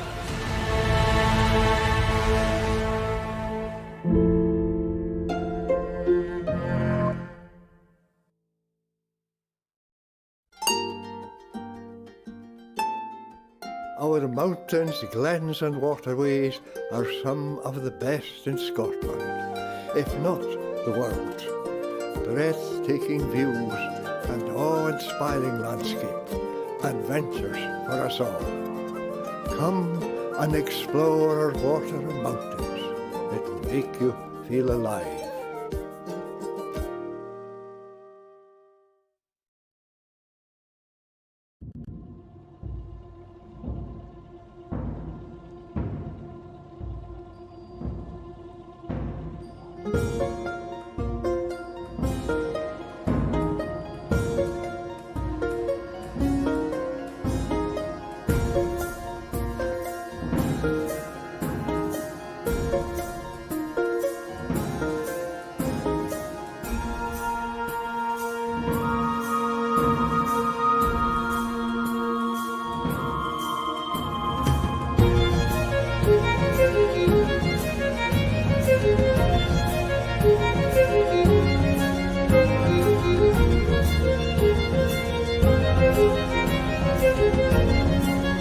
Back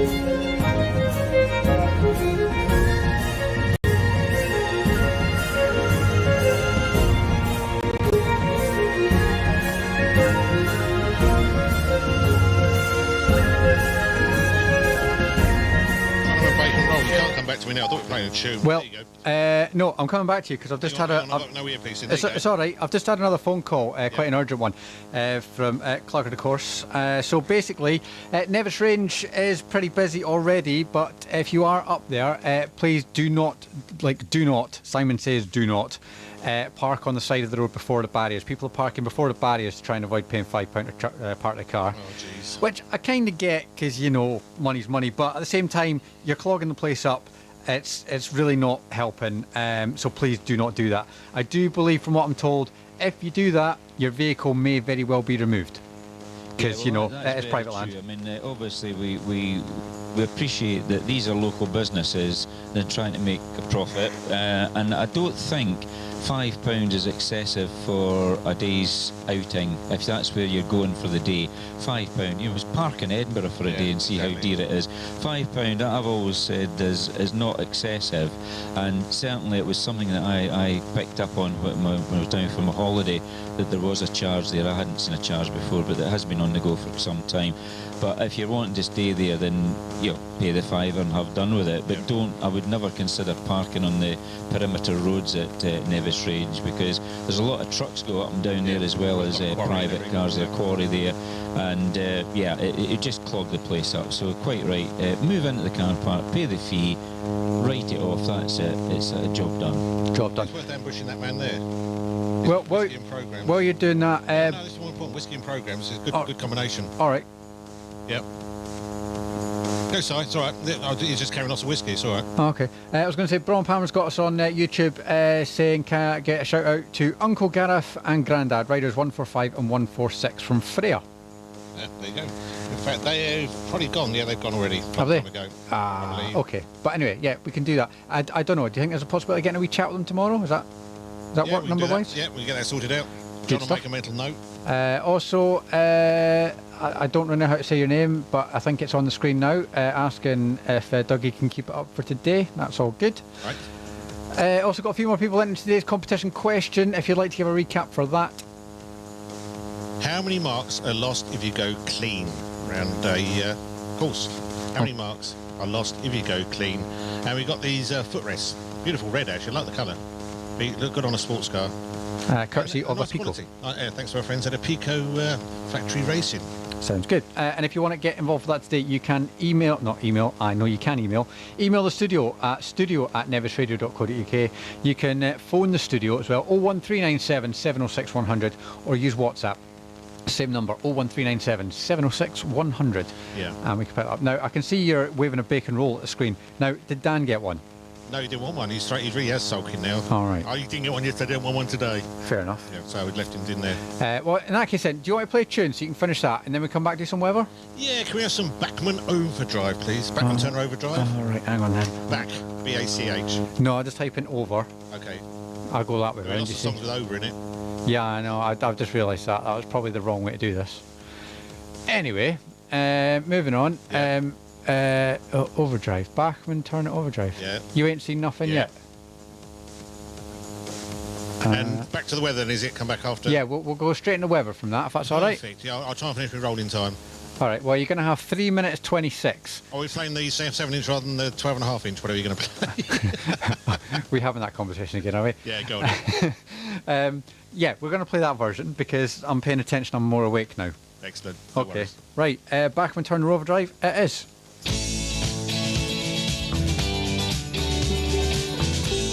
From lodges by the river, barges on the canal, or even a luxury castle, they all share the common theme of being surrounded by stunning views and incredible scenery here in Lochaber. Rest assured, we are doing everything we can to keep you safe during your stay. We can't wait to welcome you.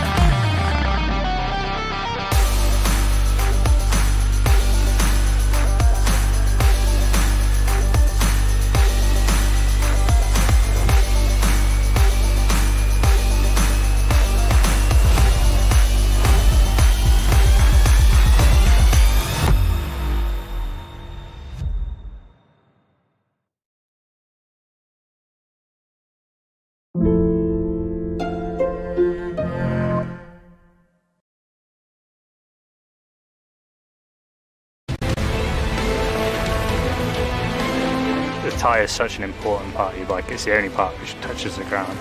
And when you get that perfect combination, it's hard to beat. The Michelin tyres have been perfect for me. I've been running the DH22 on the front and the DH34 on the back, and it's a really good combination between grip and rolling speed. It's hard to find a tyre which has both the grip and the durability and not wear out. It means less tyre changing, less putting air in your tyres, less putting tyre sealant in your tyres, and it's just easier for me as a professional. It just does what I want it to do. Any showers soon to clear the north coast to leave a mainly dry morning and sunny periods. Continuing dry with bright spells as we head into the afternoon, although cloud could spread north as we go through into the early evening. Your maximum high today, 12 degrees centigrade, 54 Fahrenheit. Most places staying dry with clear spells during the evening, thickening cloud, then spreading north, bringing patchy rain to mainly western parts. And your minimum overnight low is going to be 6 degrees centigrade, 43 Fahrenheit. That was today's weather on Nevis Radio, brought to you by Thistle Access. Just gone 10 minutes past 9 with day 2 of the Scottish 6 Days Trial. And we've been told off for getting it wrong. It's the Scottish 6 Days Trial. Yeah, it's one event over 6 days. So it's not the 6 Days Trials. No. It's a 6-day trial. Trial, yeah. Yeah, somebody pulled me up on that yesterday. Yeah, they did. The thing is that... It wasn't you. No, it wasn't me. In fact, there was one year that the official programme came out and it was the Scottish 6 Days Trail. And it was looked at by many people apparently, and it still passed. But that just shows you proofreading is very important. Yeah, proofreading. And yeah, a lot of things going on at the moment, as we've just heard in the last couple of minutes. That the Clerk of the Course has put out a plea not to park on the access road to Leenachan, which is Nevis Range. People are avoiding paying the parking charge there by parking at the side of the road. It is understandable that people are trying to save money, but you're only saving £5 because it's £5 to park there. You get the first 15 minutes free, so if you're actually dropping somebody off, that's fine. You can go through the up barrier, drop somebody off, drive back through the out barrier and you won't be charged. But if you're there more than 15 minutes, then you have to pay the standard charge, which is £5. But don't park in the access, because that's just going to upset the people who operate Nevis Range, and it could perhaps put the trial at jeopardy for using those fantastic sections there, which are spectator friendly. I mean, think about it. How many sections do you get with a proper car park? Yeah. We can park your car up, just leave it, walk up to the sections and have a day's sport, go back, and then, you know, that's it. The car's in a proper car park. Here's a good way of thinking about it, John. See, when you park your car, you get out of it, what do? Lock the door. No, but you put your feet on the ground. £5 lost. Dab.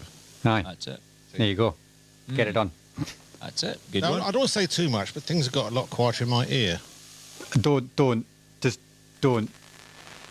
there. I'm just going to put it there. It's actually quieter next to us. And a lot of the it's lovely. bikes which have been quite close, they've now moved away. Yeah. For anyone who's listening online on the video feed, we are aware of the buzz. We are working on it. There's a bit of a semi-plan in place, which is kind of being worked on at the moment.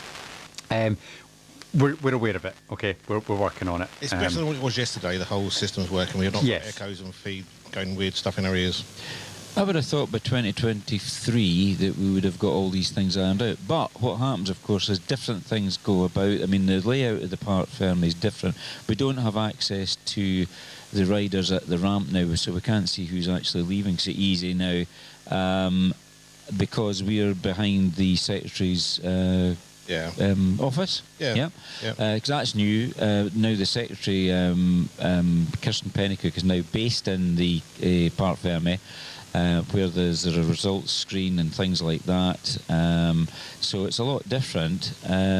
Probably it's improved, I would say, overall. I don't feel like we used to be right in the middle of it. Now we're sort of just the side of it. The side of it, yeah. We're around us, which is quite nice. Yeah, that's right. But we haven't got a view of where they sort of leave. And I suppose it helps us with the noise level, because that used to be quite noisy. Yeah, it's sort of dampened down the background noise somewhat, but we can't see the riders just as they leave us. And a lot of people used to say to me, "Oh, it's great in the morning because you said, well, that's number such and such leaving now." Yeah. So that gives us a good idea as to how much longer we can stay in the digs or have breakfast or whatever. But now we're sort of relying on having to go away round out to check to see which number's going out. But of course, all these electronic things can interfere with other electronic things, and that caused us problems yesterday where we had a 4-second delay, so we weren't able to listen to what we were saying through headphones the way that we used to do it. But we're now back to that, so it's a lot better. Well, to give you more of an insight, obviously with the way the world is going these days, it's all about carbon footprint and making things a bit safer and a bit more economical and all that. So this year we are working off of site power this year. We don't have a generator running at the moment, which is obviously good for health and safety, good for carbon footprint, all that kind of business, and kind of streamlines the whole setup. But it does kind of bring in other challenges, hence things like this buzz issues yesterday, which are things that we have zero control over.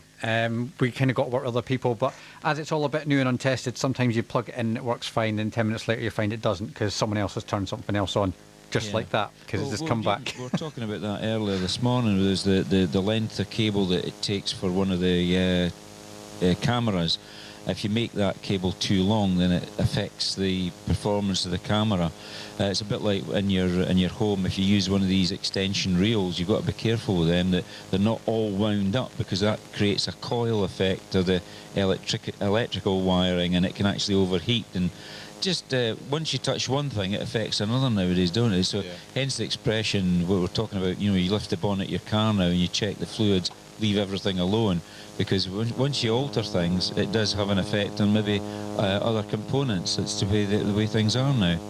Exactly. Well, you've got lots of paper in front of you. Do you want to do the route or do you want to do the scores? I think we could actually do the scores if you like. Before you do that, question from Bobby Kennedy. Where's good to get a bacon roll round the SSDT today? Well, I've got one sat next to me. Yeah, but he can't come down and steal yours. He wants one himself. Well, they're obviously down here at the hub. Well, actually, there's the hub down here. I don't know who's running it this year, but the only other place that we know is at the lunch stops on the route. But I think obviously the priority is given to the riders. I know that it's Ness Highland Catering that do the work for the SSDT. They're the official lunch stop, but there is the hub down at the entrance to what's known as the West End car park, so you will get bacon rolls there. So hopefully that answers the question. It does indeed. And also good morning or good evening, depending on time of day, to Carl and Debbie Clark listening and watching in New Zealand at the moment. They're watching on YouTube. Great. New Zealand, we stretch out everywhere. And we were going to try and get Jared Boniface. We have remembered that there was a call to try and get a few words with him. So we'll try and catch him today if we can. So anyway, we'll move on with day 1 results. We're into day 2, 2nd of May here in Fort William on Nevis Radio. But the first day's results have come in this morning, and the leader of the Scottish 6 Days Trial 2023 should have a yellow number plate on his machine. Rider number 110, 12 times World Trials champion Dougie Lampkin.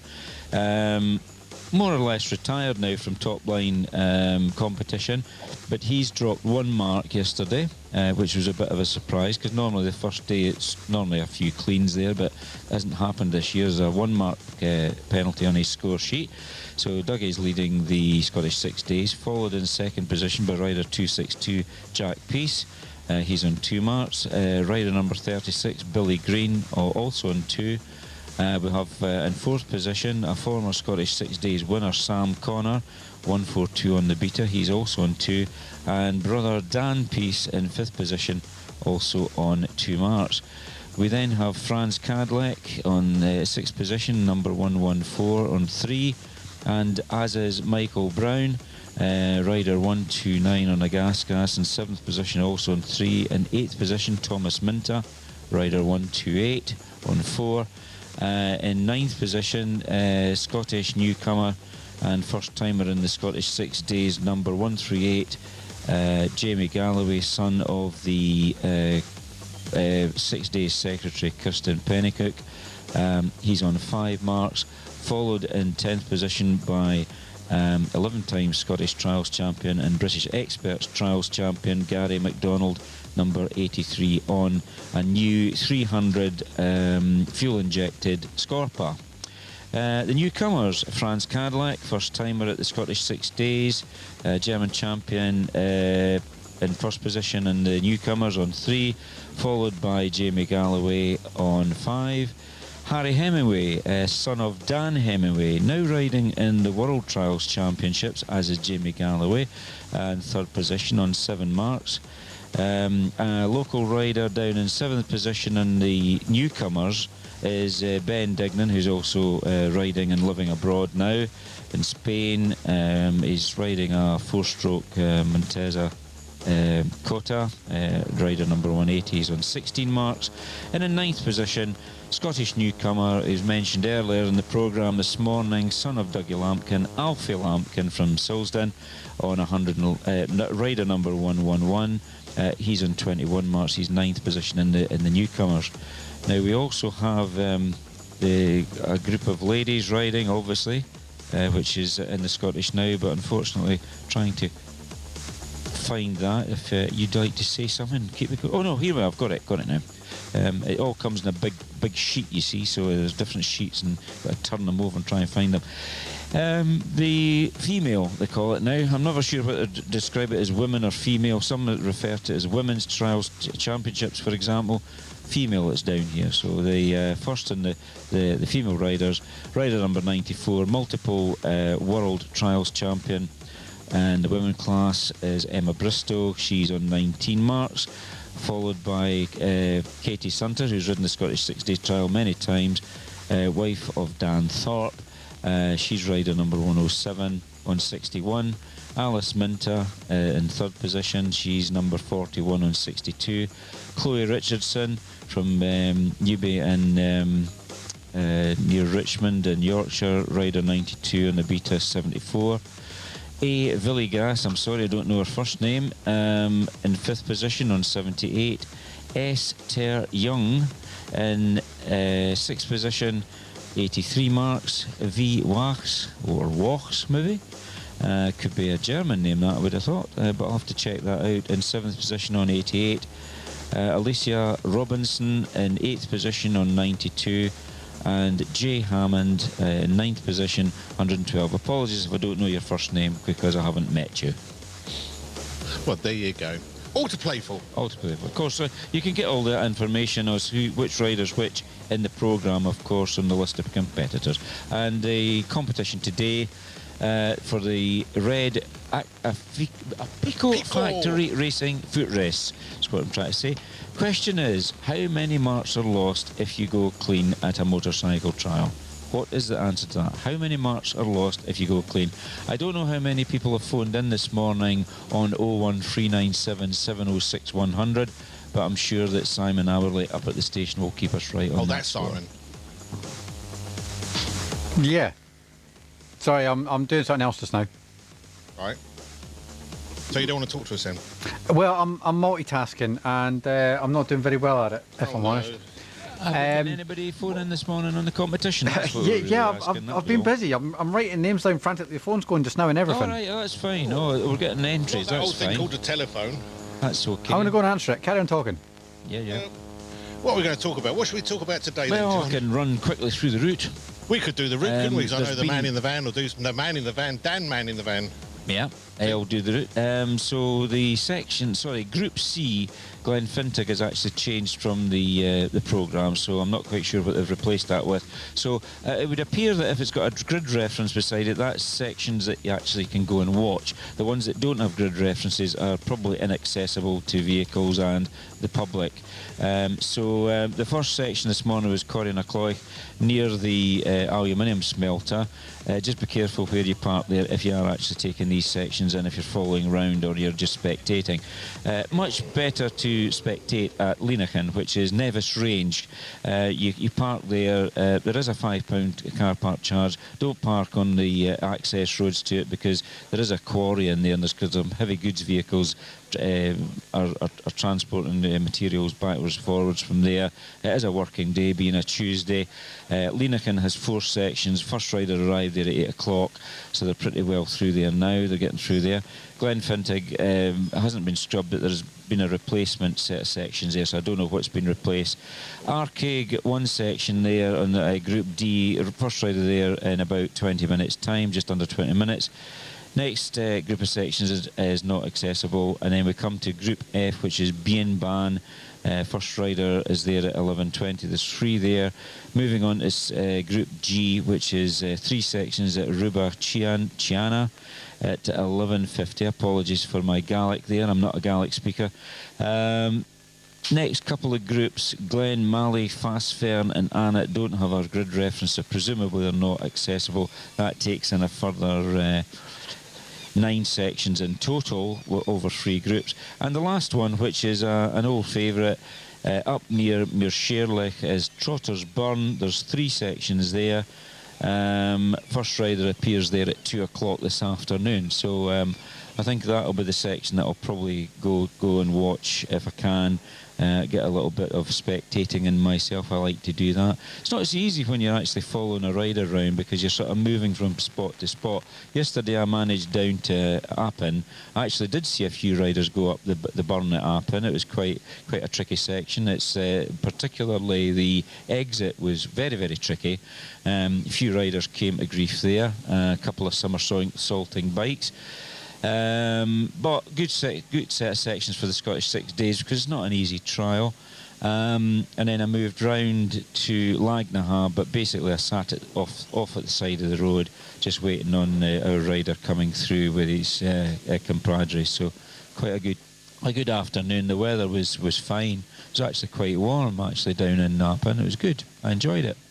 As long as you had a good day, John, I'm happy. Yeah.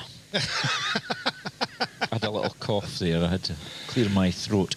Well, we've got a man with a van. We've got to go and sort some stuff out from him very shortly. So I think, if you want to play a tune... Yeah, we can do that. And then we'll come back and maybe see what's in the lunchbox. Yeah, we can do that. Before we do that, though, George is listening down in New Zealand. He enjoyed seeing his nephew getting ready to go out this morning. So good morning, George. Also on the WhatsApp, plenty more people getting involved for today's competition, courtesy of Apico. And Gary Boniface has got in touch from Australia again with the correct answer, but he's loving watching the footage as well. It's pretty cool seeing it going out in all these different countries right here from Lochaber. Who's going to pick up the postage from to Australia? Has he got somebody over here we can send it back with? Oh, I have no idea. Oh, see. I've no idea. Can give it to the rider if he's still here. That's what I'm getting at. But stick on the bike. But no, so if you want to choose a tune, we'll catch up with what we've got to do there, come back, and we'll reveal today's lunchbox. Okay, well, tune-wise, you saw this on here the other week after I sent it to you because I thought it was a cool tune. Taking Aretha Franklin's Think. It was her that did it, wasn't it? Yeah, I've been speaking to these guys too. Have you? I'm trying to get some more stuff from them. Yeah, they got some really cool tunes, haven't they? Yeah. It's an interesting outfit, and I don't quite know how it works, but I'm trying to find more information and get some more stuff from them. Yeah, exactly. They are intriguing. So, Revival with Phoebe Edwards, and they've got a gospel choir with them as well. Cover and Think.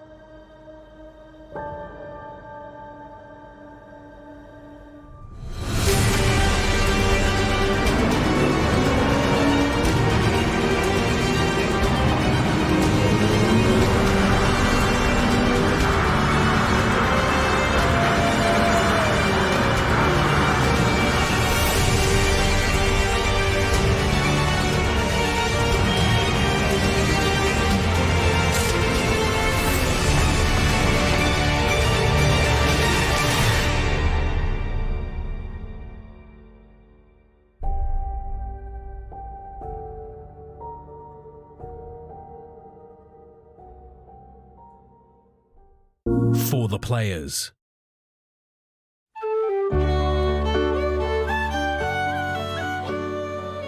You will never be stuck for things to do and places to see throughout Lochaber.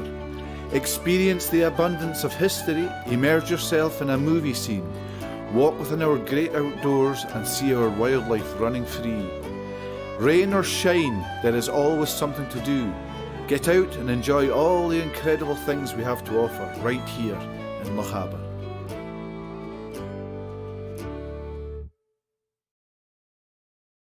Cause you woke up in the morning with initiative to move, so I make it harder. Hold back, think about it, so many things do be cool and look smooth. The world time has come to.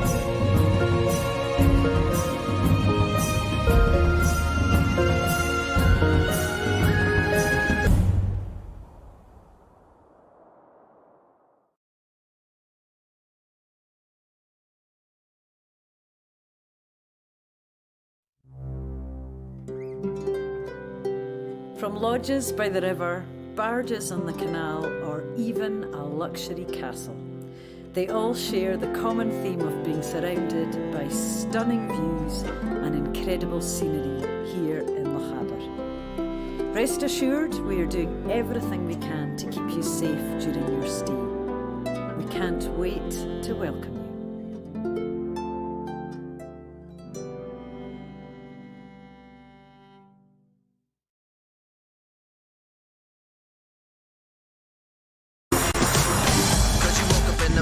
Initiative to move, so I make it harder. Think about it, so many things do be cool and look smooth. The world time has come to.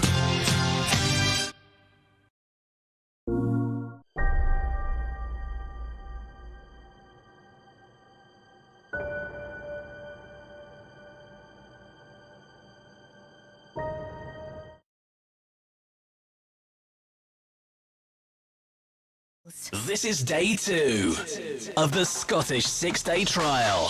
Welcome to Nevis Radio's coverage of the Scottish 6 Days Trial, Day 2, down at Parc Ferme, West End Car Park, for those which live locally and never known it as the Parc Ferme, but that's what it becomes when all these motorcycles and competitors arrive down here. We're here right through until Saturday, broadcasting between 7 and 11 each and every weekday morning, and on Saturday will be 7 through to about 12:30, 1 o'clock, after the last motorcycle rider has left Parc Ferme. And that'll be the conclusion of this year for us. Now, I'm going to play a bit of music, Mr. Moffat. Are you indeed? Yeah. That's quite a good thing on a radio station. Right, so we're going to start this bit of music and see what you're going to hang on a minute, because we've got a few messages here. Oh, well... I'm overruling. Cam Norton saying he's looking out for his brother Alexander Norton, number 177. Okay. We do appear to have quite a lot of people watching and listening from Australia and New Zealand this week, which I think is pretty cool. I think that's good, yeah. 177 probably just left about 5 minutes ago, I reckon. Well, 177 in the chart of riders was originally Toby Martin, but he had an accident at the World Round a couple of weeks ago. So he's probably a replacement rider, I would imagine, then 177. He's probably not away yet. No, he's lined up, ready to go. Okay, I lined don't know up if ready David can to get him on go. the camera. Is it too soon just to get him a quick wave Oh, because no, he's watching? Well, you could get him on the camera if somebody actually moved the camera around so that they can see the riders. Zoom in, maybe. He's in there somewhere. I can see 178, 179. Charlie, what was the guy's name again? Alexander Norton, 177. Right, well, he should be there. Hold on a sec. Yeah, 177. He's got a face mask on. He's sitting on his bike just ready to go. I don't know if they can see this in Australia, can they? They can. They're watching right now, yeah. Okay, well, it's actually the camera should be on him now. People move out of the way. Ben Dignan's there at the moment with Kevin Dignan, his uncle, and some of the officials. So he's just in the middle of the screen about now, I would say. Happy days. 177. So that's always not down in the programme because that's changed. It was Toby Martin who was originally allocated that number, but he had to withdraw his entry. So your man from Australia is in there. As happens. Good stuff. Okay. Also, Wendy's been in touch to say good luck to the, is it Yaden Geisley riders? Yaden Geisley. So yeah, good luck to them. Mm-hmm. And I think that's kind of where we are at the moment. I think I'm all caught up on competition entries as well. Jolly good. Very good. And now, John, I have your piece of music Right, organised. we're going to play a bit of music. Okay. Identify it.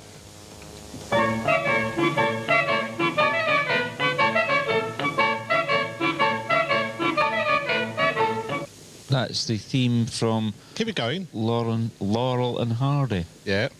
Why are we playing that? I can't remember why. Well, yesterday we had a message come through on Nevis Radio thing, and we've been compared to Laurel and Hardy the way we carry on. That David explains Crombie. something. David yeah. Crombie. Right, well, I got a message last night from Dennis Jones, who listens in Spain, former Suzuki works rider, and he developed the Sprite motorcycles for Frank Hipkin, and he put something on, and it was Laurel and Hardy, and I didn't know what he was talking about. Yeah, that's what that was about. We've been compared to Laurel and Hardy. All so I right. thought when we do a lunchbox, we'll play this bit of music this week. So there's your lunchbox. What's in it? Oh, right, you want me to do that? That's the way it works, yeah. Well, this is the lunchbox Have I got to section. do it now? Yeah. You don't know what's in this bag, do you? Gene turned up. Nice to see Gene, first time this year. So we're now revealing what the lunchbox is. Oh, little, he's got petitions. 1, 2, 3, and a secret drawer at number 4. Oh. To be fair, I prefer lunchboxes with separate bits because I don't want to mix my food up because I'm awkward, you see. Oh, in the main section. Oh, hang on. So if you're heading out for watching the trials today and you want to take some sandwiches or something with you, this is what a trials guru has for I only his saw lunch. the first 3 letters on what's in that chocky bar. Well, I've got a message in there as well, which is, I can't get the big flask open, so the little one will have to do. 2 kisses. Well, that's for me. Yeah, no, it might be one each. Right. Well, in here, without dropping it, I've actually got a couple of sandwiches. I think there's ham in them. Ham sandwiches. A little chocolate bar. And a packet of crisps, which is quite handy. That's good. Do the crisps go in the sandwich, or John? That is the question. Well, you can if you wish. It's optional, but they've been cut like you do cut sandwiches in hotels. Still got the crust on though. Oh yeah. Oh, they haven't taken the crust No, I off. like the crust because some people prefer crust. I'm not bothered. I'm not I like bothered. the I'll crust. eat them anyway. So that gets That's shut. a nice box. Number 2. So you're going reverse. No, you've done number 4. I can't open number 1. Oh, that's 4. Yeah, 4's the bottom. Oh, one's That's your this main one. course. Right, hold on. Oh, I've hang worked on, it look out at now. this. I've opened 1. In Thunderbird 1, we have a little box, a little pack of nuts. That's your starter. Nuts and seeds.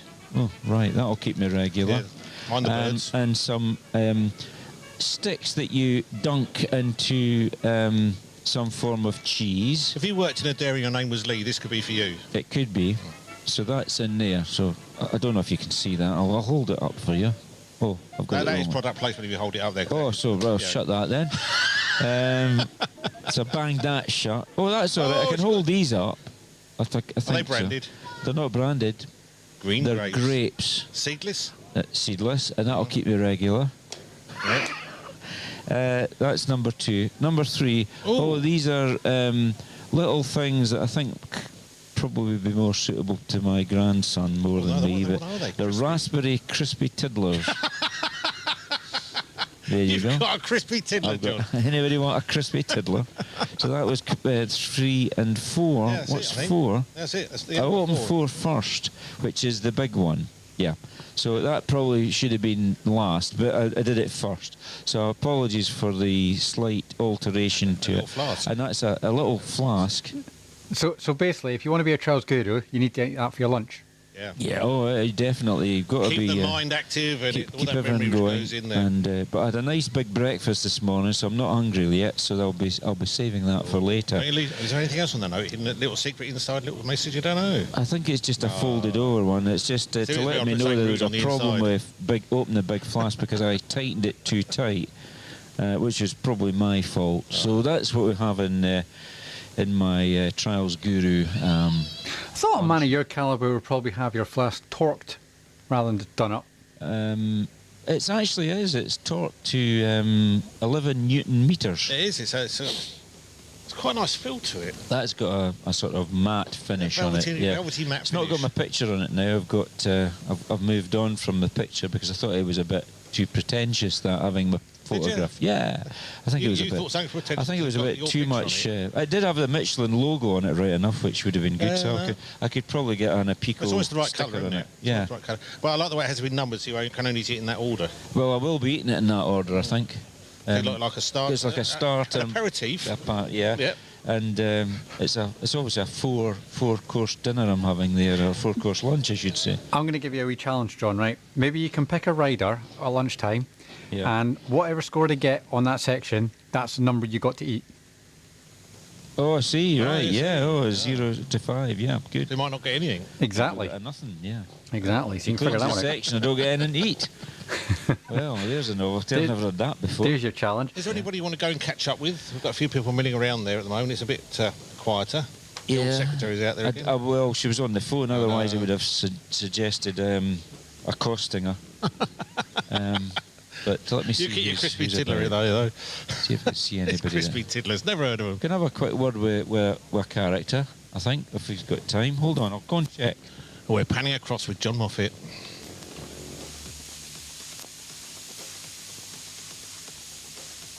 Yeah, he's just talking. Here we go. He's coming across. Oh, he's coming across into... Oh, well, he's doing that quick recap. If you want to enter today's competition, the number is 01397 706 100. We've got a rider coming in now. We'll give him a microphone. It's on. Give me a microphone. No, come here. Yeah, you're live. We've got You're a gentleman live. here. We want to talk about riders and their offspring. We've got a Mr. Cripps here, from which it's on. Yeah, just speak in there. Andy Cripps, well-known rider to those that ride the Scottish 6 Days Trial. Got him here. If you look here, that's it. We'll stand like this. That's the best way, Andy. Now, you're riding with your lad now. Tell us a little bit about that. He's finally got a ride with his father at the Scottish 6 Days Trial. How did that happen? No, it's like a dream come true. I've always wanted to do it. Like many trials riders would, ride round here with an awesome event with your son. Just one in a lifetime opportunity in it, so yeah, it's brilliant. Now, which part of the country do you come from, Andy? Tell the listeners, I should say. I'm all the way from Manchester, so yeah, it's a good do. How many times have you ridden the Scottish 6 Days Trial? I've probably done it like 10, 12 times, but it was a long time ago, 20 years ago. So I'm sure my age there a little bit now, but making a comeback. Yeah, you've matured over the years, haven't you, Andy? Well, so I'd like to think so, but people tell me different.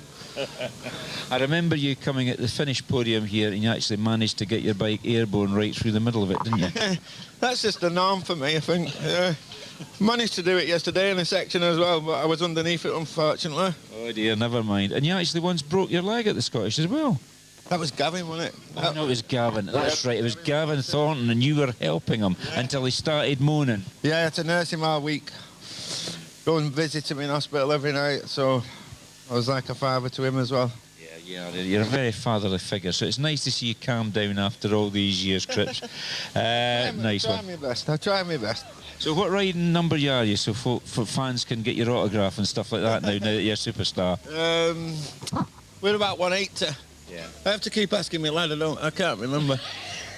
So he can't remember his own number. So there you go. It does happen, ladies and gentlemen. Absolutely. It gets harder. Yeah. The older you get, the harder it is. Yeah, it is indeed. So it's nice to see you back again, Andy, back in and with your lad. Now, what's your lad's name? Charlie Cripps. Charlie Cripps. So keep a look out for A and C Cripps. I think it's 180 something or other.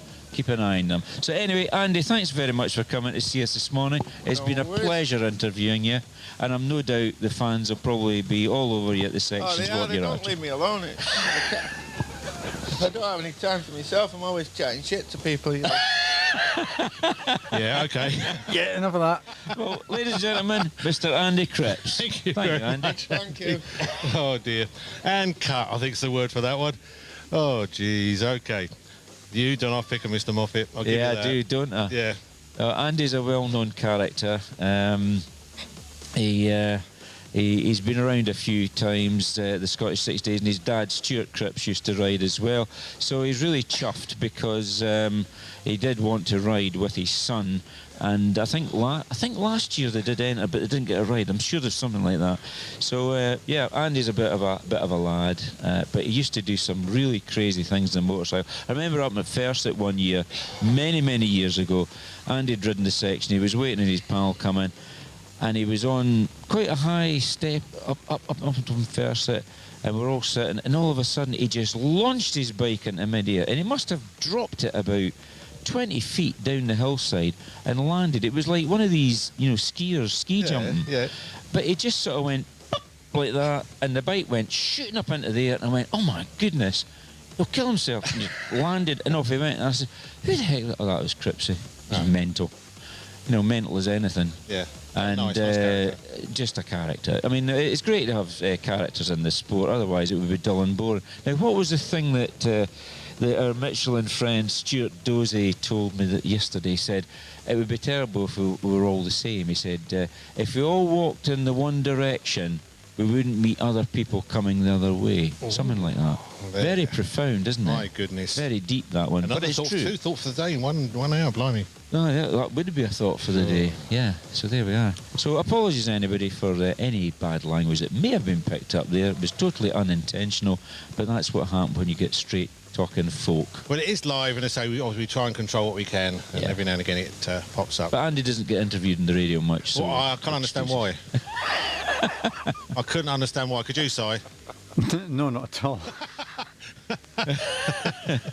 Yeah, anyway, we apologise. He'll get ribbed about that now. Yeah, he might get ribbed. He'll get ribbed about it. He'll get ribbed. Yeah, off mic, by the way, off mic. People will tease him. Yeah, no, exactly. People will tease him. They will do. Yeah. So where are we now? We're at 9:46 we are. now. Yeah. We're into the 180s now. I think rider, let me see who's going up. Rider number 187 is getting lined up. So it's number 186 is at the start podium now. 186. So if you're listening in your B&Bs and you've got a later day, we're now up to rider 186 at the 2023 Scottish 6 Days trial. So that's where we're at. We've had the route explained, we've had the results. Dougie Lampkin. Parking issues, we need to probably recap on those. Parking issues down at... Oh yeah, parking issues at Lincoln. Lincoln. Not to park on the access roads there. And rider number 110 is Dougie Lampkin. He's in the lead with one mark lost so far. There you go.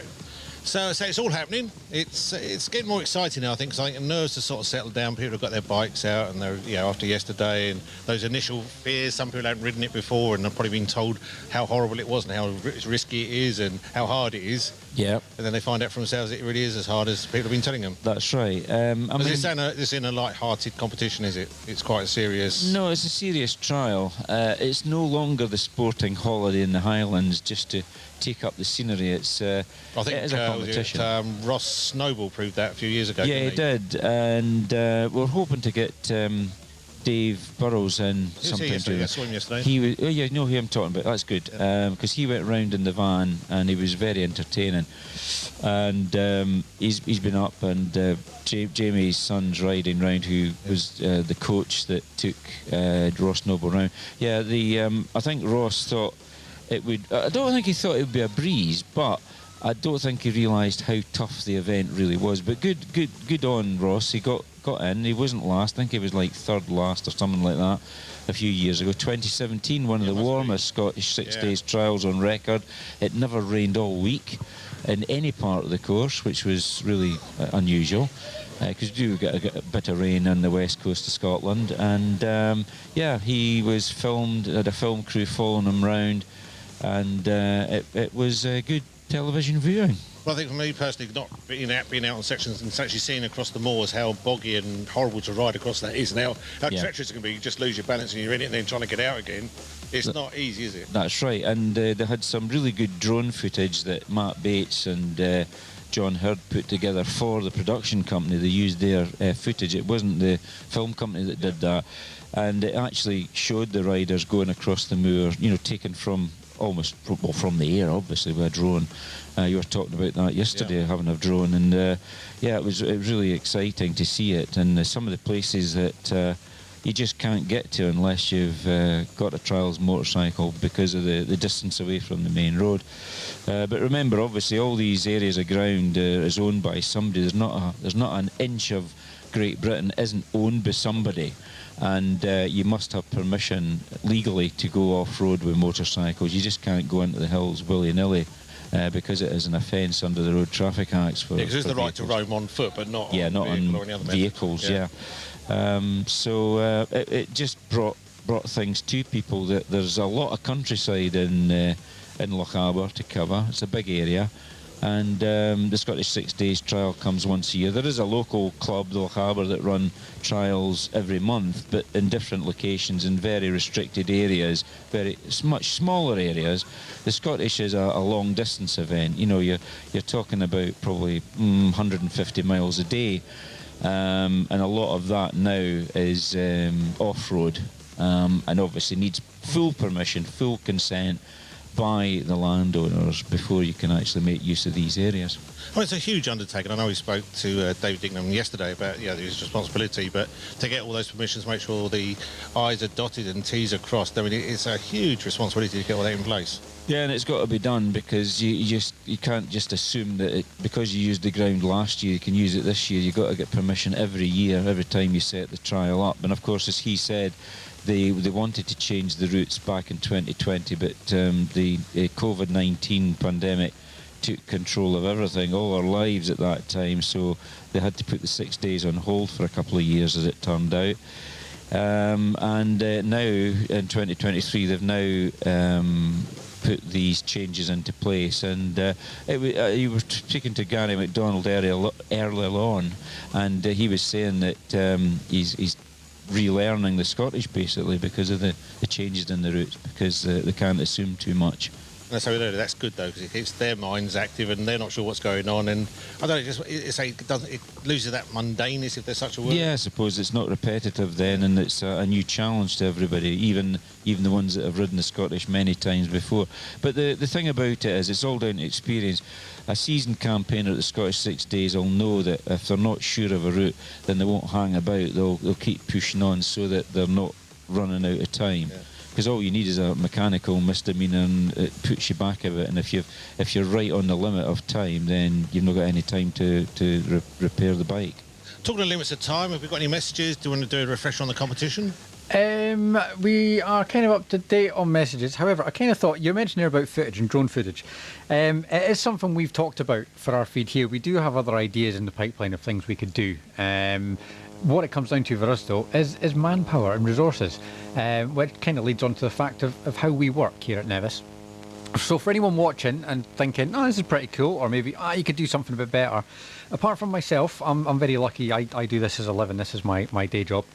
But everyone else you can see on the screen and even behind the camera, sort of making it all work for you, is a volunteer here at Nevis. I say we are a registered charity as well. So apart from myself, everyone else is volunteering their time to make this work for you guys.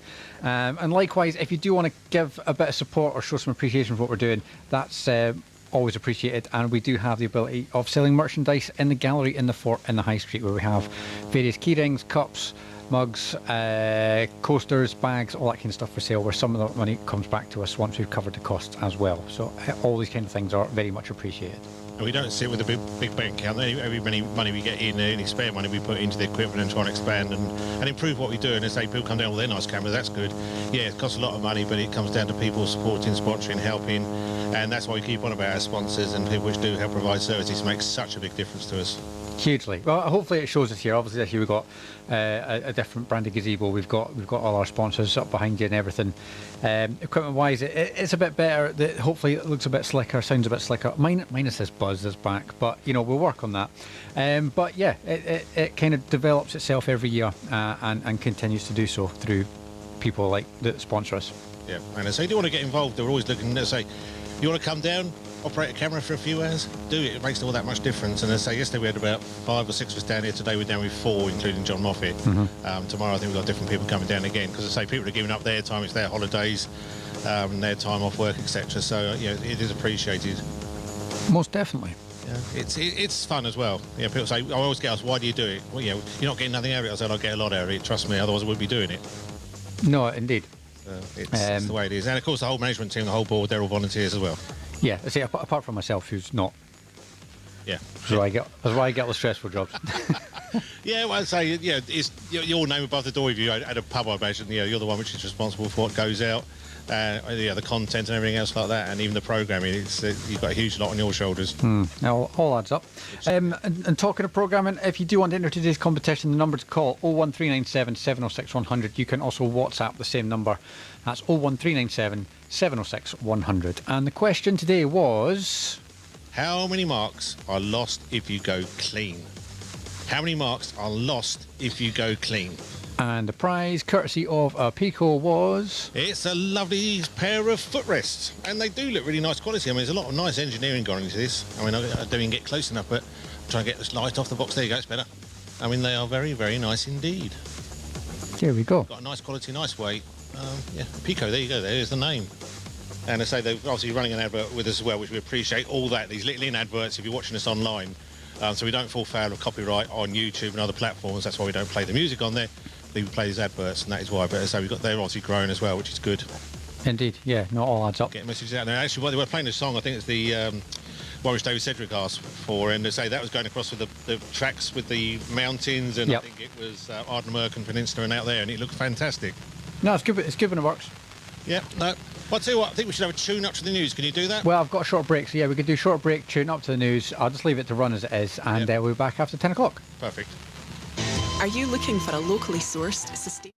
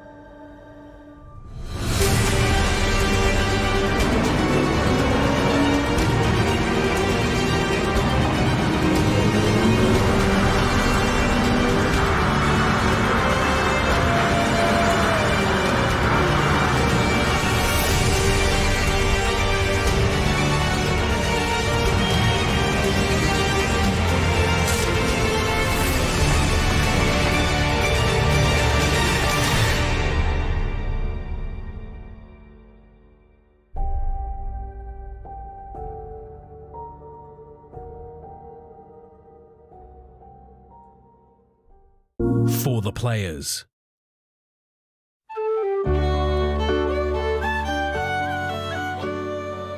You will never be stuck for things to do and places to see throughout Lochaber.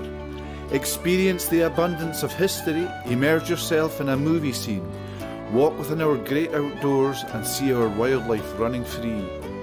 Rain or shine, there is always something to do. Get out and enjoy all the incredible things we have to offer right here in Lochaber.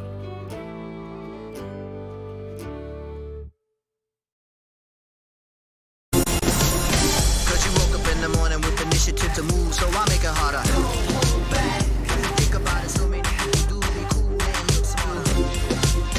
The world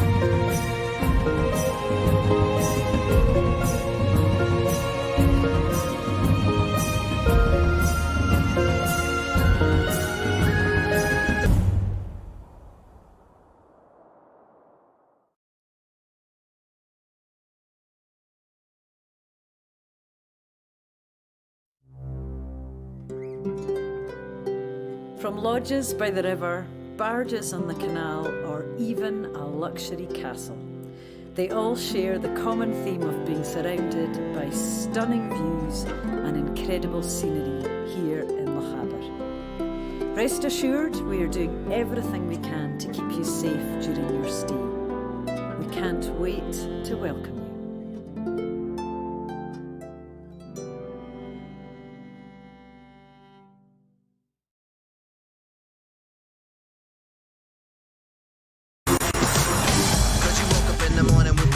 To move, so I make it harder.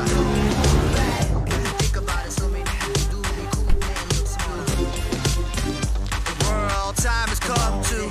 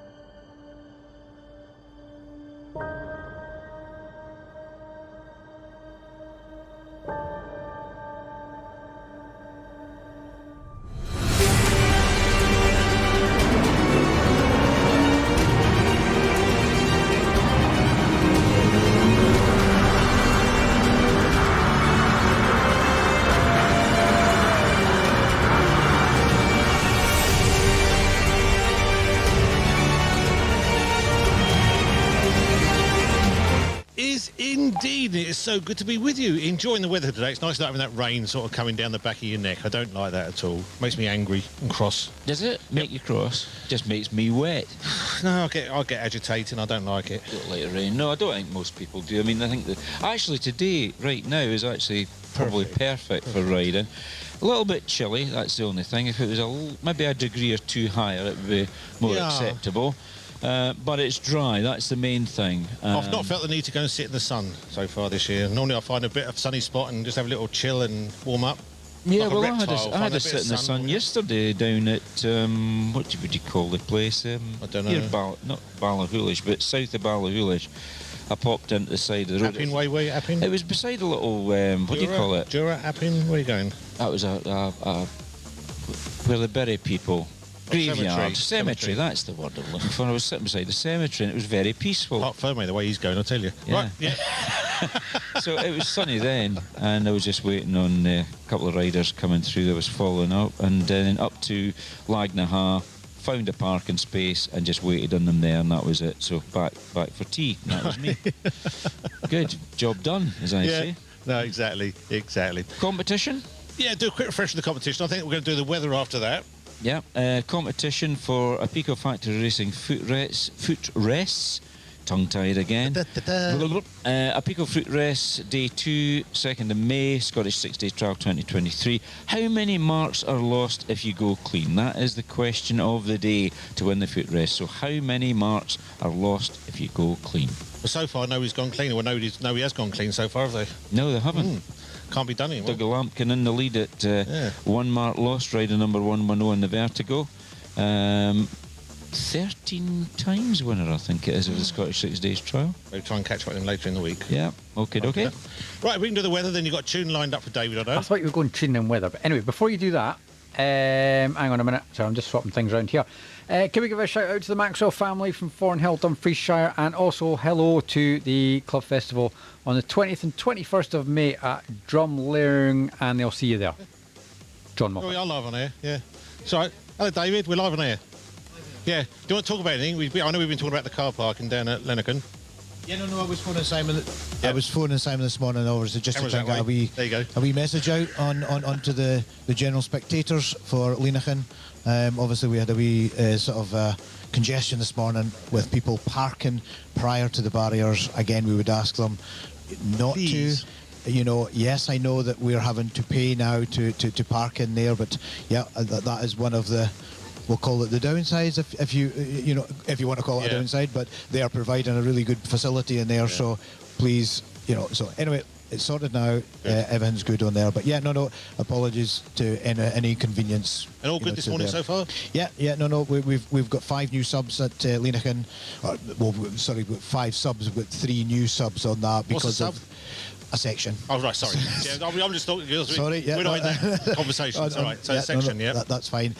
So we had in there because, again, a lot of movement with the rocks, with the water over the winter time. So they're not the more traditional looking Lennocan sections that they'll have known. But yeah, no, we've got one hard to medium sort of thing, and then the rest is quite amenable. So yeah, no, I've spoken to the boys at the top end of Spain Bridge and everything. Yeah, I'm happy enough with that so far. So if they're happy, you're happy. Well, as I said to one gentleman this morning, if you can give me the same comment on a Saturday afternoon, I'll be even better. Just answer a question while you're here, David. Just to make sure, it has a grid reference. Does that indicate these are sections that are easier accessible for spectators rather than ones that don't have a grid reference? Yes. When Louise did the programme, we put these in as possible. What I would like to say, though, is unfortunately the Tuesday programme is slightly inaccurate. Yeah, well, there are changes, obviously, as time goes on between programme production and you making arrangements. Yeah, that's fine. Yeah, so the little loop in C into Glenfintig is obviously not there. Yeah, we'll call it. So the sections, the C has obviously jumped up to what one on there. So that's fine. That's great. Yeah, that was just something I assumed, that if there's a grid reference, that makes it easier to access. So I presume these were the sections that you prefer people to go to rather than try and go to the more remote ones, because there's no point setting out for a remote section. It's 5 miles off the public highway. You got to get there early in the morning or whatever. So that makes sense. Yeah. Yeah, that absolutely. So yeah, no, we just are trying to kind of help the spectators. I mean, even this morning, the amount of people that are still looking to where to go, and I guess as a local, you get slightly blasé about the fact of you know where you're going. Correct. It would be a sad it's state if I certainly didn't. not a secret trial, but it's just knowing where these places are. But I think the heavy spectator sections are going to be probably more Lennocan and Trottersburn, I would say, isn't it? That's the main 2 today, I would have thought. I mean, yesterday was quite heavily spectator, so we would always like to accommodate that on the Monday. Tuesday, obviously, not ideal, but Lennocan, Arcade and Trottersburn. Yeah, that makes sense to me. And again, just a wee warning, please, out to onto Arcade and Trottersburn. So Loch Arcade is single track road, non-accessible to the vehicles, so there will be parking in and around the Cake Falls area before the White Bridge, the lunch stop. So a wee walk into your riders there, and then again down into Trottersburn. I will say Alistair McGilvery is putting on 2 fields for parking. Yeah. Again, please take your be respectful again with litter and everything else and that, please. So hopefully it's a dry day, so the field will, there'll be a bit of parking on there, as it was like yesterday at the Lick and a Hat. It was really nice. It's good for riding weather today as well, isn't it? Really good. Spot on. Yeah, excellent. Okay. Brilliant. So anyway, Davey, thanks very much for coming in to speak to us again, keeping us informed, and we'll let you get on with a good job of being clerk of the course. Thank you very much indeed. No bother. Thanks very much. Thank you. Still smiling. Day 2, still smiling. That's very, very good indeed. Always good to catch up. And it's just nice that I love that we just do this and just people come in and just start chatting. Yeah, absolutely right. Because people always ask, how do you do a script for this? How do you do a script? Well, it is all scripted, isn't it? I thought it was scripted. We did have a post-production meeting back last Thursday, was it? That's right, yeah. So, there was a very quick meeting, that's about it. But apart from that, it's known as winging it, I think is the word. Yeah, it is. And I had to take my hearing aid out. I was going to say, what do you call these things? Earphones. Earphones. I had to take it out because there was a right shushing noise coming through. I don't know whether it was on radio or it was on reception, but I couldn't hear it. Well, you probably missed me saying you got to say good morning to the Maxwell family, and they'll see you on the 20th and 21st down at Drumlane Castle. Yeah, Davy Maxwell, the oldest member of the family, been competing, I think, since 1957 in trials and scrambles, and they're based down in the Dumfriesshire area of Scotland, and yes, I will be attending from the 19th of May onwards the Drumlandrig Scottish Off-Road Motorcycle Festival, which covers motocross. Well, no, actually it's scrambling there, they have it, because it's more traditional scrambling than, dare say, motocross, and trials as well, and all sorts of things. Obviously they've got the Drumlandrig Castle where there's guided tours, etc. So it's quite a weekend. It's actually the biggest motorcycle sport event in Scotland now. It's come away in the last 4 or 5 years, developed by the Galloway Club, and it's really something that people should, if they've got the time, to go down and take a day or two at that. It's very, very, very good. Some good scrambling. It's the old-fashioned grass-type scrambling. There's no big triple jumps or anything like that, or tabletops. It's as scrambling used to be back in the 50s, 60s and early 70s. Yeah, brilliant. Great weekend. Happy days. Also, a quick email here. You were talking about this yesterday, but I think the gentleman missed the general answer what you're coming up with. Taking into account things like the war years, foot and mouth and COVID, how many years has the trial run? Yeah. Well, my answer to that was look on Trials Guru. You can't count it up. But no. So we want an answer. You want an answer? Well, we don't, but Tony does. Tony's emailed in. On there yesterday. Ah, right. So I'll probably have that from tomorrow. Okay. Oh, you're going to have to go check. Well, we had to have meetings last night as well. That's my excuse. Okay. Can you not put it up on your smartphone and get that information?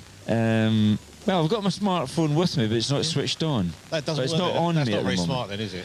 Well, it's not smart. It's me that's not smart. It's smart. I am not.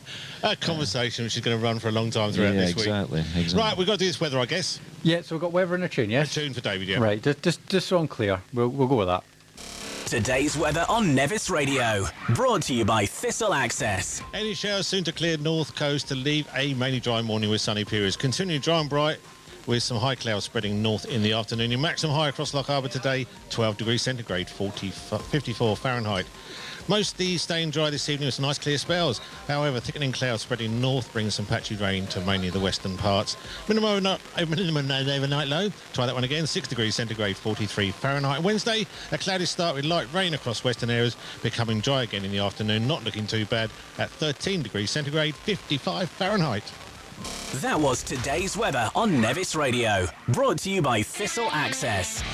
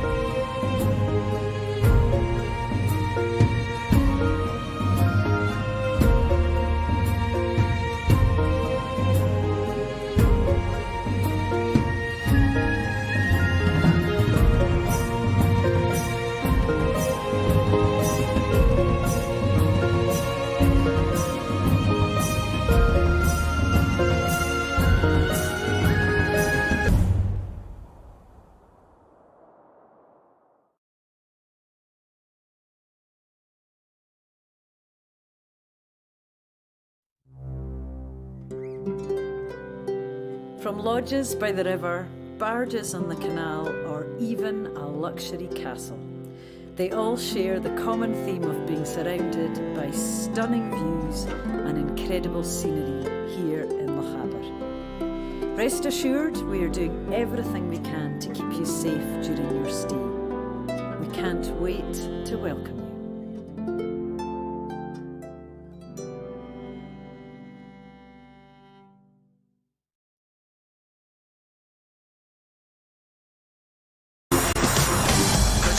In the morning with initiative to move, so I make it harder. Think about it, so many things do be cool and look smooth. The world time has come to.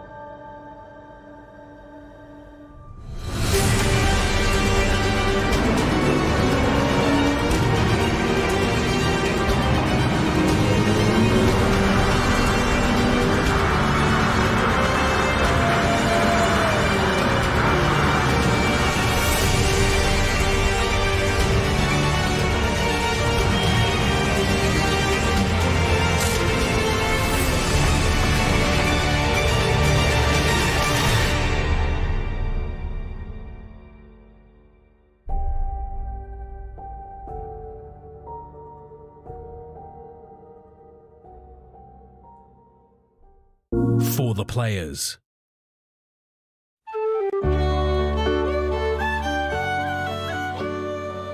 You will never be stuck for things to do and places to see throughout Lochaber.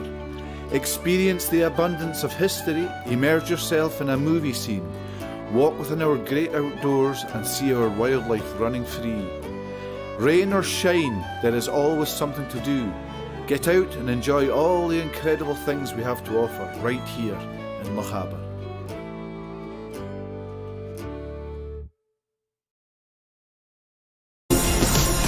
Cause you woke up in the morning with initiative to move, so I make it harder. Think about it, so many things do be cool and look smooth. The world time has come to.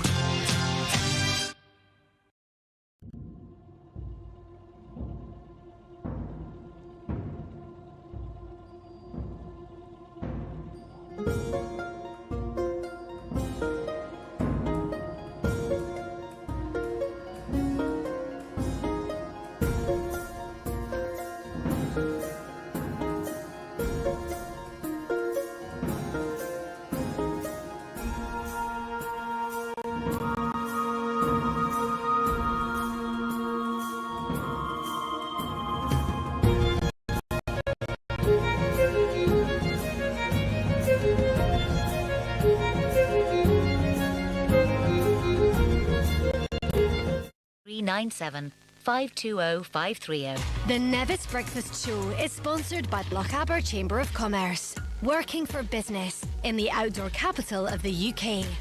This is day 2 of the Scottish 6-day trial.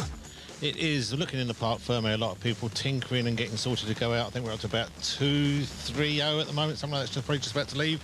We can't see exactly behind us, but that's what's happening. It's good. So we're chatting to the Michelin guys, and they're just saying they love coming down here just for the atmosphere. And even though they weren't with Michelin, they'll probably still come down here. I think I'm much the same. It's something about it. I don't know if it's the smell of the two-stroke or the oil. I'm not sure. It's just something about being down in this car park. Yeah, it's actually just so if people know in the bed and breakfast and guest houses tell, it's 218 that's just coming up for the start now, so that's the numbers we're up to now. Started this morning at number 49, Graham Tails. He was the first man away. So we're now up to rider number 218 in case anybody's interested. Yeah, that's where we're at. And looking at some of the officials coming in now, they've got bundles and bundles of flags. What's that all that about? Course marking flags. that's how the riders navigate their way across the moorland crossings. There's They have orange to keep flags. within certain areas. Yes, they put them. Is there like a left and a right, like you'd have on the sun? No, nothing at all like that. It's just a solitary single flag, and you just follow between the flags. And obviously, what tends to happen is the riders are always looking up, looking as far as possible in front to see that they're going in the right direction, keeping an eye on the flags. The only trouble that comes about is when you're maybe a later rider, there's maybe a couple of hundred bikes in front of you, and the course is maybe getting a little bit boggy here and there. That can happen. And the thing about up here in Loch Aber is that ground quickly reverts by nature to what it was before you came. In fact, I've been at places such as Tomcraske, where we've run a club trial a month after the Scottish. And it's quite incredible. You go out and you can't see where the bikes have been because the moss repairs itself quickly. The grass comes through because obviously we're early spring at the moment, and the grass comes through. And we've gone up to Tomcraske and looked at the ground and said, well, where did the Scottish 6 days go? Well, we knew where the sections were, so we'd ride up. So there's a little bit of marks where you could see where they've been there a month after. And they're only talking about 4 weeks, but the rest of the moor, you'd say there was never been a bike across it. It's quite incredible. Nature bounces back. You could say, John, that a rolling bike gathers no moss. Well, that's true. But when you think about it, when you rotivate your garden with one of these mechanical rotivators, it turns the soil over and everything starts growing again. It's quite incredible. And I was out when my week last week out at Piper's Burn, and there'd obviously been some hill fires out there. Quite a bit of damage caused in the hill between Piper's Burn and the Old Devil's Staircase, or the Coffin Road, and it was totally burnt out. And we were just talking about that the other day, and of course with the rainfall here being quite high, give it a couple of weeks and you'll see new fresh shoots growing through where the blackened earth is. It happens quite quickly. Well, it used to be done, officially, didn't it? I think a lot of these are just little fires which got way out of control over the last few weeks locally, but it used to be a big thing to burn the land. Yeah, well, there is moor burn, which is approved. It's all being controlled now because of the fact that when the grassland catches fire like that, apparently when it involves peat bogs, wetlands, it can actually burn down into the subsoil and actually can be burning underground as well. It's quite a technical. It can burn for months and weeks underground. Oh, yeah, a long time. Yeah. And that's something that obviously we don't want, because obviously these peat bogs soak up carbon from the atmosphere. It actually locks carbon away for thousands of years. And that's like I actually look upon Scotland as a bit of an air filter.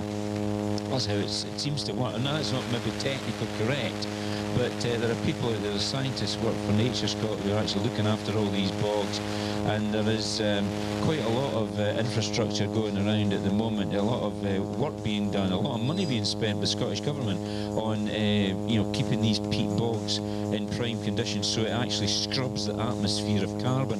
I didn't know that until about maybe 10 years ago when I went to a staff meeting, and that's what they were talking about, and I asked the reason, why do you dam a bog? When I was young, you used to drain bogs to try and make them into arable land, and now they're actually dammed up with plastic enclosures to stop the water escaping, to keep these bogs moisture high up, and it actually acts like a scrubbing effect. It takes the carbon, which is bad, out of the atmosphere and locks it away. Yeah. I know many years ago, Si and I got involved with when they were putting new stuff on the Blarmore. They were going to put this big development at a supermarket, and never got happened, but we got involved going over there and playing with the big boys' toys, and the tractors, and they had to dig all the moss out before they could actually do it. And they had to remove the moss to somewhere else, so it's still not the peat, take the peat out of this area to put it into other areas, so the peat still remained. Because of course they used to make that, what was it called, John Innes compost, and that was made from peat. And I think they've actually stopped a lot of that now. There's not so many commercial peat removal places now, so it's all changed. I think it's because we've all learned a bit more about how biodiversity and that. I don't know what's happened. This buzz has come back quite bad, hasn't it? That's what I got. It has a bit. I would also just like to say, if you do have a friend called Pete, don't dig him up. No. Or somebody called Moss. Or Pete Moss. Well, we've got this competition lines open for another 10 minutes before we pick a winner for this one. A pair of Pico footrests in a beautiful shade of metallic red, I'm going to call that. Lovely. It's gorgeous, isn't it? And the question, Mr. Moffat? The question for the Pico Factory Racing footrest is, how many marks are lost if you go clean? That's a simple question. How many marks are lost if you go clean? And we'll find somebody to pick a winner in about 10-15 minutes time like that. Okay. We probably need a refresher of the course before we finish today, so maybe do that in 10 minutes. But have we got any messages, or can we play a tune? No, we're kind of up to date. I say, if you do want to get involved for today's competition, number is 01397 706 100. Phone me or WhatsApp me on that number and we can get that sorted out. Yeah, well, because I really do appreciate your comments. I'm trying to keep up to date here, what's happening on various Facebook accounts and other things we've got. And even when it's, there is a buzz, we know about that. We appreciate you letting us know, just in case we didn't know. Indeed, so, yes. And if any critical things which you think we can improve on, let us know. Has Plan C arrived, by the way? Sorry? Has Plan C arrived? Plan C has arrived about half hour ago. Yeah, it's sitting outside now. It's a nice little thing on wheels. Okay, we'll deal with that afterwards. So we decided we're not going to do anything now. We'll just wait until we finish at 11 o'clock. Yep. And then we'll leave everything as is and then start it up while you're still there. Yep, no, sounds like a plan. Okay. So then we'll try it for real. In that case then, tune-wise, what are you thinking? I'm thinking it's one of my favourites, Klingonde and Jebel. Oh, we're going for a bit of Jebel, are we? We're going for some it. saxophone. I love that saxophone. Right, there we go. We can do that. Cool, okay. Right, then we'll come back, we'll have a look at the route, pick the winner, and see what time we've got left. We can catch up with anybody which might be coming into this area. Sounds like a plan. Save me, save me. Cause you woke up in the morning with initiative to move, so I make it harder. Think about it, so we can do it cool and look smooth. The world time has come to. Visit a Scottish region full of wonder, from stunning mountainous landscapes to deserted sandy beaches, relaxing woodland trails to heart-racing adventure. From historic treasures to the simplest of pleasures, the view from the top, the cleanest air, hidden places and wide open spaces. Unearth a breathtaking world right here in Lochaber.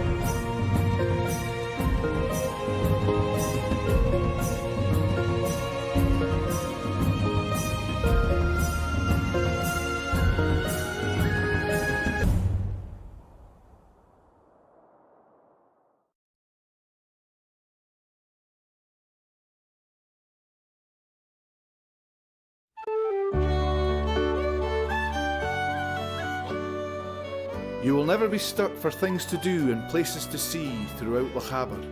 Experience the abundance of history, immerse yourself in a movie scene, walk within our great outdoors and see our wildlife running free. Rain or shine, there is always something to do. Get out and enjoy all the incredible things we have to offer right here in Lochaber.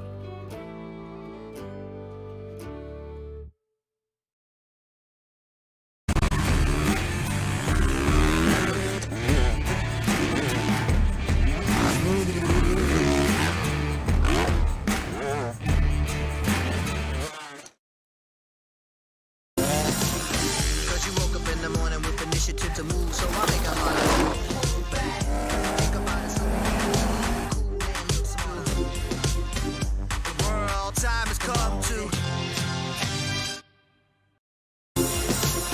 Cause you woke up in the morning with initiative to move, so I make it harder. Think about it, so we can do it cool and look smooth. The world time has come to.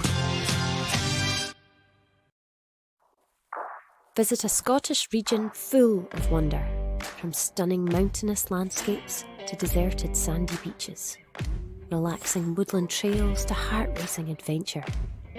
From historic treasures. The Nevis Breakfast Show is sponsored by Lochaber Chamber of Commerce, working for of the UK. This is day 2 of the Scottish 6-day trial. We was in a bit of a lull about 10 minutes ago. There weren't many people around. Now you look around and we're surrounded by people working on their bikes. I think Johnson's going to see one of the officials here, which is obviously monitoring what's going on. Is that right, John? Yeah, we've got an official here, Neil Dawson from Dunfermline. Neil's ridden the Scottish umpteen times. He is a former Scottish Trials champion, and he feels he's got on in years now and not riding the 6 days. His son Joe's riding, but Neil's doing something which is what we all try to do, is put something back into the sport. So Neil, can you remember how many Scottishes you've actually had under your belt now? 28, and maybe half a dozen back marking as well. Now, obviously, back marking, that's going out on the hill after the bikes have gone through, picking up the flags and making sure there's nobody stuck out on the course. We follow the last man at the car park and lift all the road markings, all the flags. Hopefully we're not going to find anybody stuck or broken down, but if we do, if they help them get to where they can get picked up. Now, you've been a Scottish Trials champion. You started off quite early, but I don't think you did youth trials, did you? Did you start as an adult? No, I started as a youth. I was probably 15, 16 when I started. So I've started, in modern times, I probably started late compared to like Joe, where he started when he was 8. Yeah. So you've started basically as a rider, and you've kept it up ever since. You've never stopped riding, have you? No, I try and ride. I think I'm going to actually kick the backside while I can, because there's going to be a long time that I can't do it. Yeah, exactly. So what are you riding yourself now? I've got Joe's riding my trials bike this week. I've started riding enduro bikes. I've got an enduro bike as well. I've been doing a bit of everything. You quite like enduros? Oh, I love it. It's Joe that got me into the enduros. I've been doing some hard enduros, and I did a British Championship enduro the other weekend. I think a lot of trials riders make better enduro riders, before I can hear anyway. They do quite well. It's just the speed thing that once you get a hang of the speed thing. Your occupation? I'm a joiner. Still enjoy working?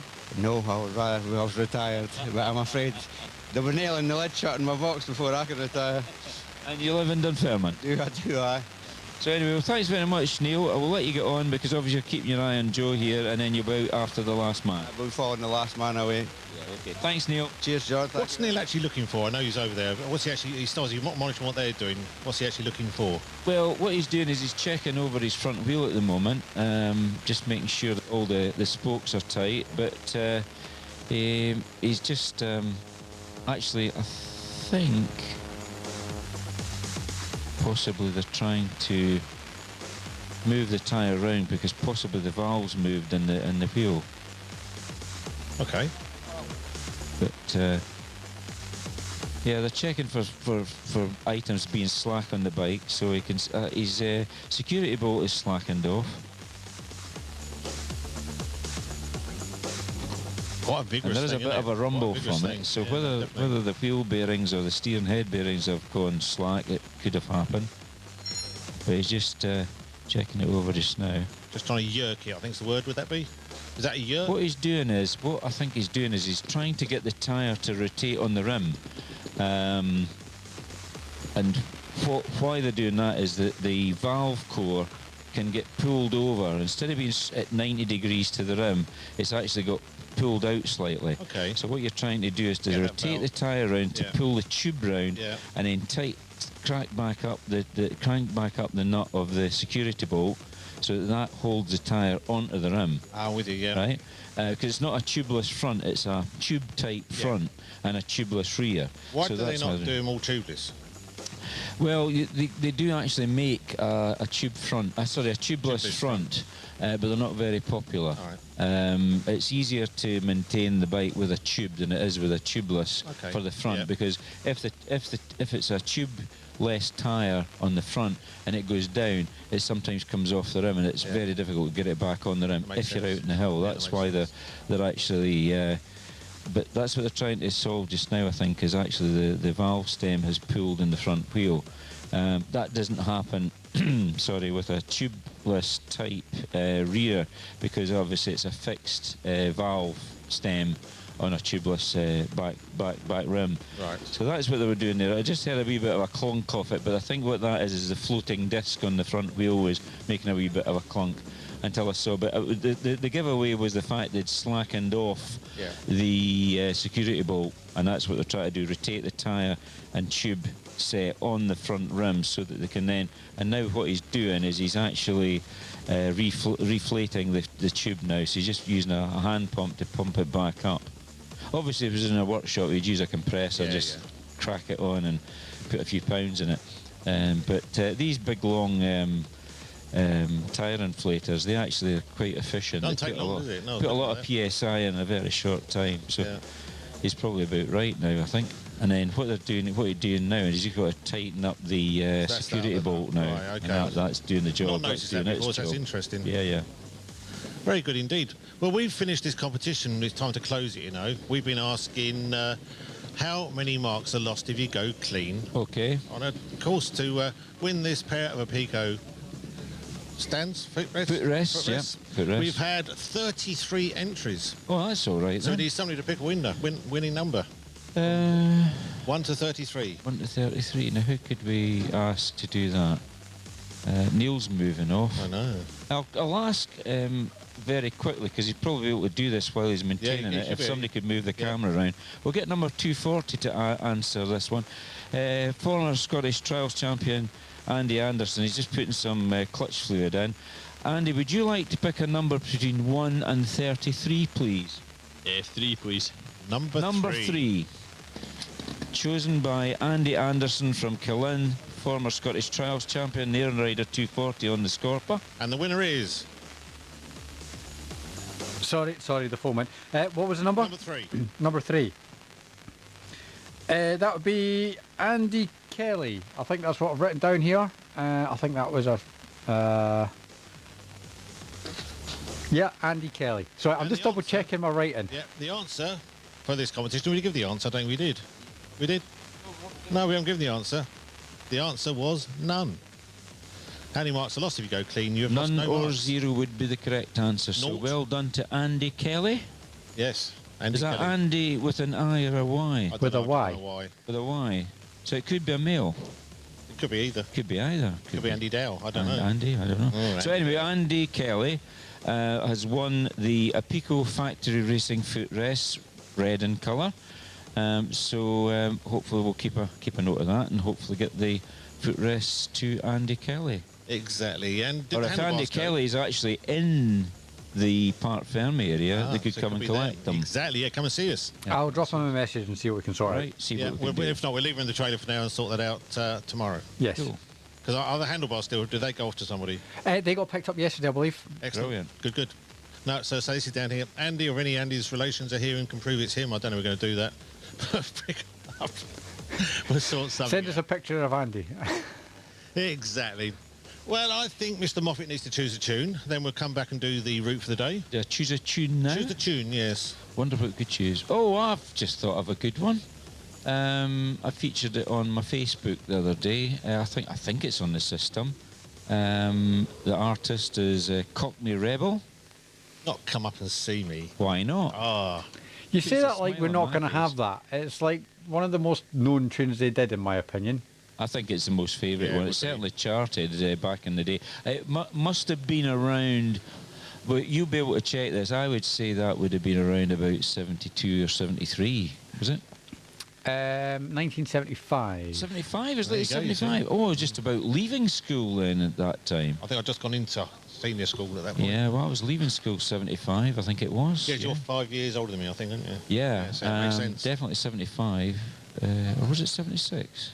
I can't remember when. I don't know, John. I wasn't there. No, you weren't 76 there. was hot and sunny. I was in Scouts. 76 I might have left. 75, yeah, I could have still been at school at that time. It was definitely in, because remember us talking about it at school, yeah, and what was his name? Steve Harley. Yeah, Steve Harley and Cockney Rebel it became, but I think it was maybe just under Cockney Rebel when this was released, but you could correct me on that as well. It was on 8-track in black and white days, wasn't it? Oh, yeah, Oh, definitely. now you're talking. That's Yeah, another my mum had program. 8-track in her car, that's right. I used to have one. Big square big unit. cassettes. Oh, Yeah. they were great though. But you play a lot on them. The record Anyway, was this is better. Memory Lane with Lauren and Hardy on your Nevis Radio.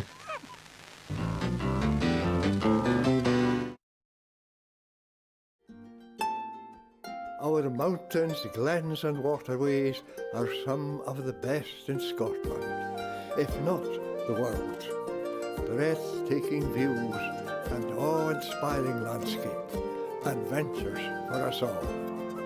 Come and explore our water and mountains. It will make you feel alive.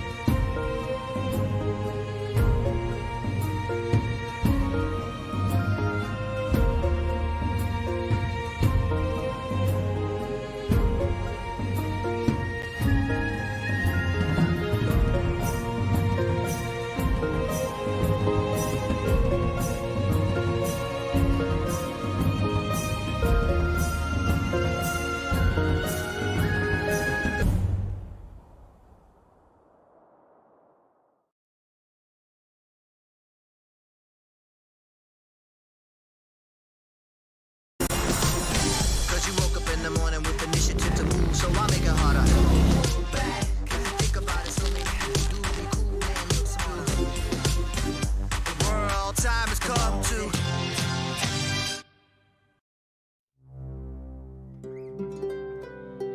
From lodges by the river, barges on the canal, or even a luxury castle, they all share the common theme of being surrounded by stunning views and incredible scenery here in Lochaber. Rest assured, we are doing everything we can to keep you safe during your stay.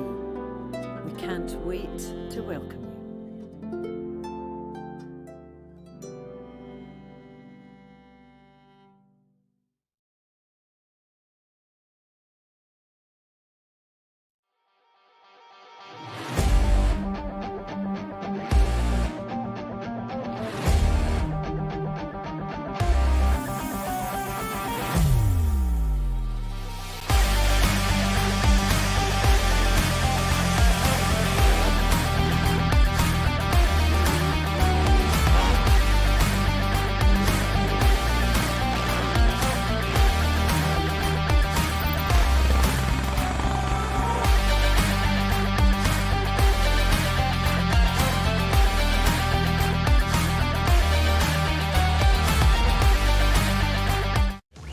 Day two, we've got the Charles Guru here. I'll turn my microphone off first. I've done that. Now, if you go into our system where it says our wiki stuff, Simon.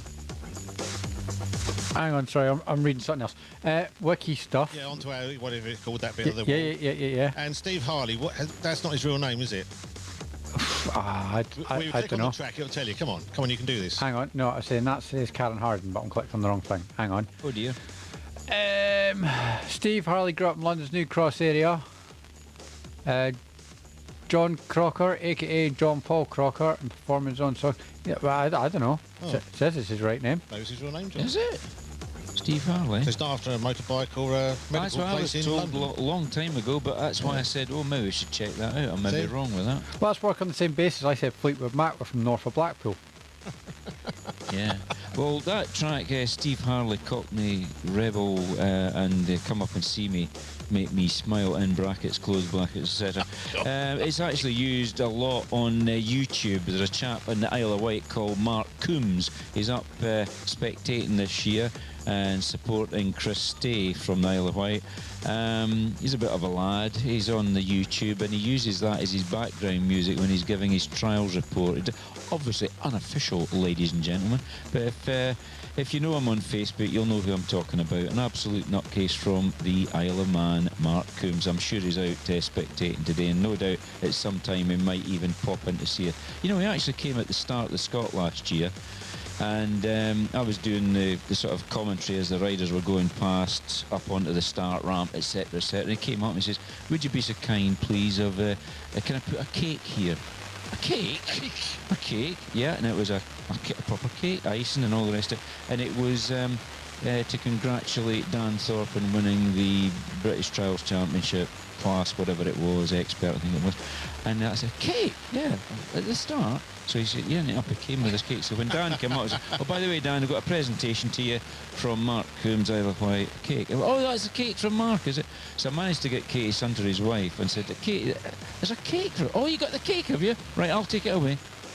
Wow. And that was it, and it was all pre-planned, and Mark had actually baked a cake, or had a cake baked and decorated. It was a beautiful thing, in a box and all the rest of it, at the start of the trial. And I thought, what, has he got to carry it around with him? Yeah. That would have been impressive. That'd be quite good. You've got to see how much cake you lose on the course. Yeah, that's true. That actually happened. I couldn't believe it at the time. Then I dug more into it, and then I realised. Dug more? Is he somebody else you know? No. Oh. And Mark, being just an enthusiast of trials, and calls himself Wolfman or Wolfie, so he does some quite daft stuff on the old social media. Wow. So there we have it. Not YouTube, Facebook it is actually, you know. So he uses that as his background music, so that's why it's sort of in my head at the moment. Fair it is. Well, Graham's watching on YouTube, so good morning, Graham. He's asked you a question. He said, I'm 46, I've got a Beta Evo 300, I just ride easy at my local club. What would it take to get me fit to ride the SSDT?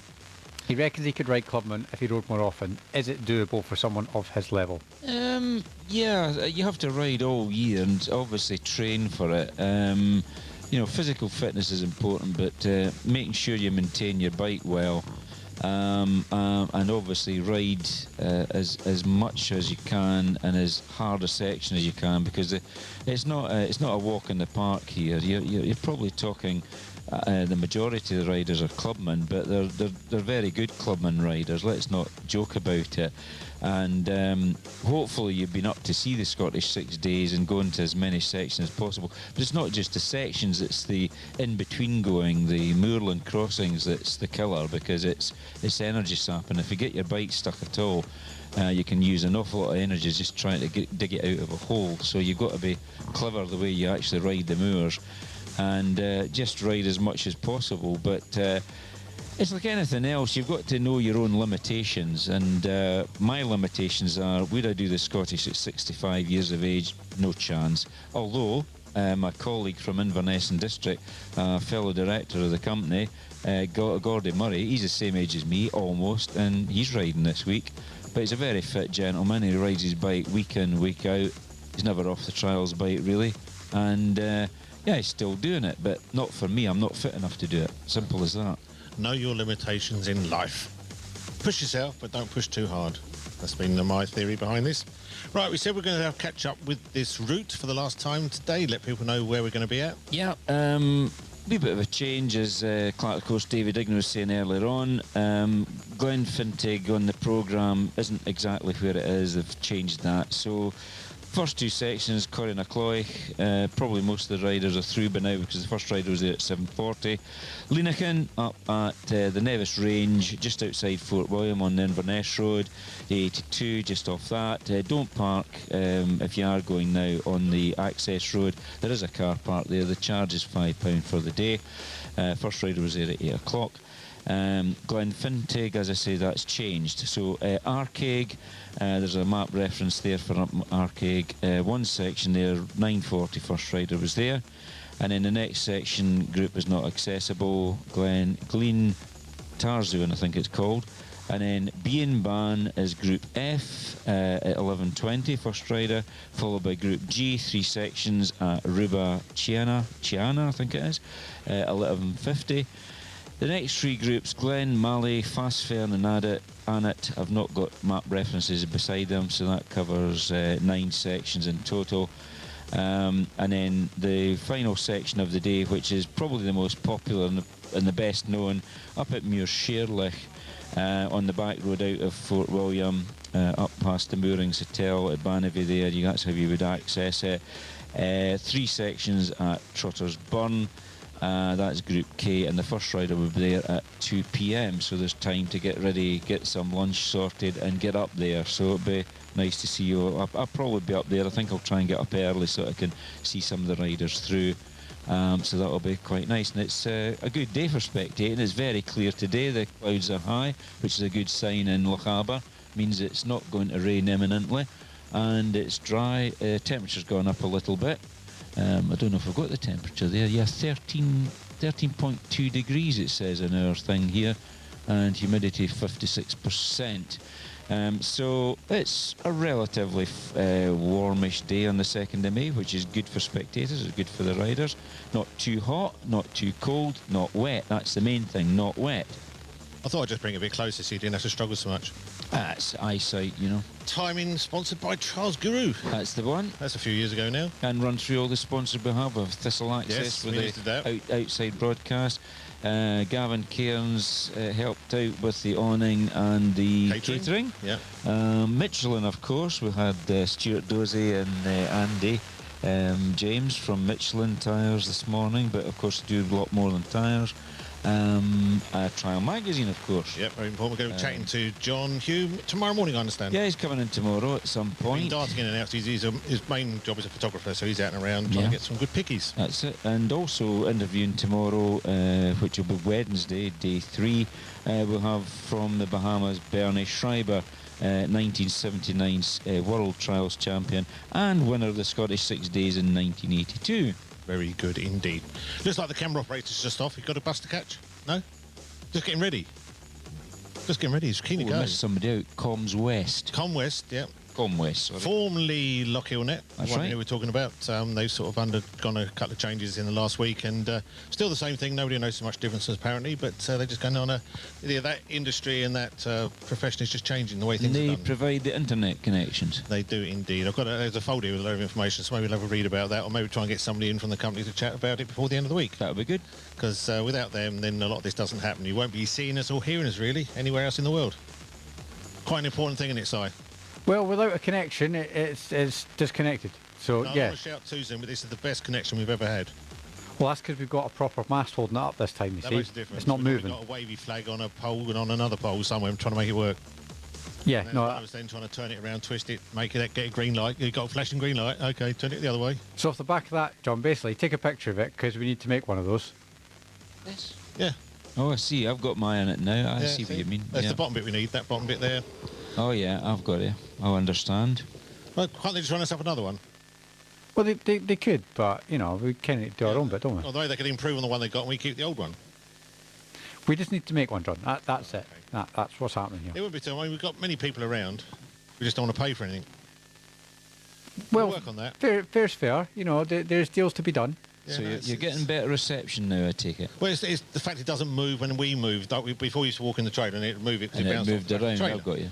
So we talked about it last year, and then they've come up with this idea for themselves. And we said Because you're using the unsprung weight of the trailer Yeah. there. You see that because it's underneath the wheels, not on the chassis, if you like. Because the chassis will move on the suspension, so that's not connected to the suspension. So that's how you've got a stable platform. But being dry and warm and keeping our equipment safe and secure is very important. So say Thistle, thank you very much. And they've just bought us a generator in to have a play after we finish today as well.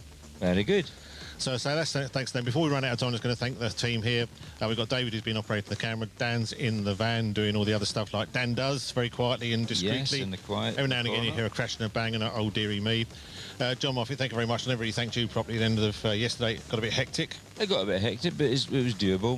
We managed to get through it. That's the main thing. Kept everybody informed. Sorry I didn't work out how many Scottish 6 days trials there's been, but hopefully that answer will be later on, probably tomorrow. Keep testing that man's brains. That's what keeps him ticking. Yeah. And Simon, thanks to you as well. Like every day, you're down here early, helping me set up. Appreciate that. And all the stuff goes on in the background, which is just not seen or heard, but gets done. Well, that's part of SSDT week, though, isn't it? It's just busy week. I've done it early because I always forget to do it at the end of the shows. We run out of time. I go, and like yesterday, apparently I'd have been about 5 seconds late with my thank yous because we had that lag. Well, yeah, we could have done without that yesterday, but we won't talk about that. So we have got 5 minutes to go. We'll be back here tomorrow. Roughly, where's the route tomorrow? Do you know? Well, you're the man with the route. No. Simon Abley won't know. No, I've only brought each day in it as I go. It's in the just programme. Roughly, I can confirm they will be leaving the West End car park, Parc Ferme. Yeah, first rider will be away 7:30. Yeah, it's they're out to Callart, Lower Memore, which is out by Kinlochleven, Schoolhouse Falls, Greymare's Tail, Pipeline, of course, the very famous section. 1969 saw Bill Wilkinson beat the great Sammy Miller by his performance on the Pipeline on the way home to Edinburgh in those days. Loch Chirien, the Lerg, Bradleg, an old favourite, and of course down to Witches Burn. And then Glen Malley, and how do you pronounce that? Uchen? You're asking me. I don't know. I can't even see it. I'm not very good at Gaelic. So basically, it's out to from Fort William to Kinlochleven, and then back into Fort William via Witches Burn. It looks like tomorrow, Wednesday, the 3rd of May. So that's the route tomorrow. Well done to Andy Kelly for winning the Pico. Footrest. Footrest, yeah. Get on the grits, they're not. Footrest, we'll sort out with you how to pick that up. Yeah. And to everybody who's just sort of taken part, mentioned things, commented, and been part of today's show, thank you very much to you as well, just for being out there listening and watching. Fantastic. I think a tune up to the news, you want to do that? And we'll be back tomorrow sometime. I knew you were going to do that. I was just looking at the time thinking, he's going to hang me out to dry here. Well, I think it's always just nice to go up to the news with a tune. Yeah, well, I've got to really think on my feet now because time's ticking and I'm looking. 3 minutes. There we go, right. 2 minutes 58, that'll do it. Right, see you tomorrow, bye. Bye-bye.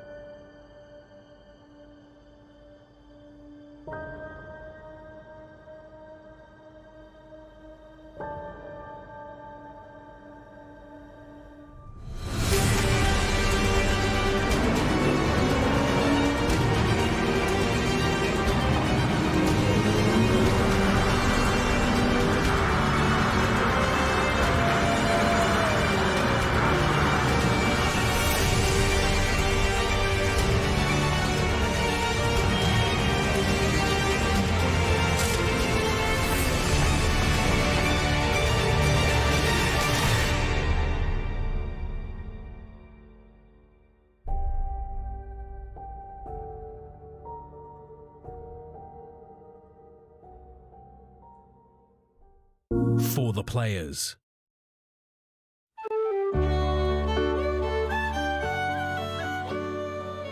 You will never be stuck for things to do and places to see throughout Lochaber. Experience the abundance of history, immerse yourself in a movie scene, walk within our great outdoors and see our wildlife running free. Rain or shine, there is always something to do. Get out and enjoy all the incredible things we have to offer right here in Lochaber.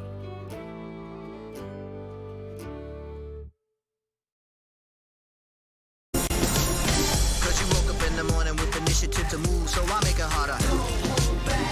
Think about it, so many things do be cool and look smooth. The world time has come to.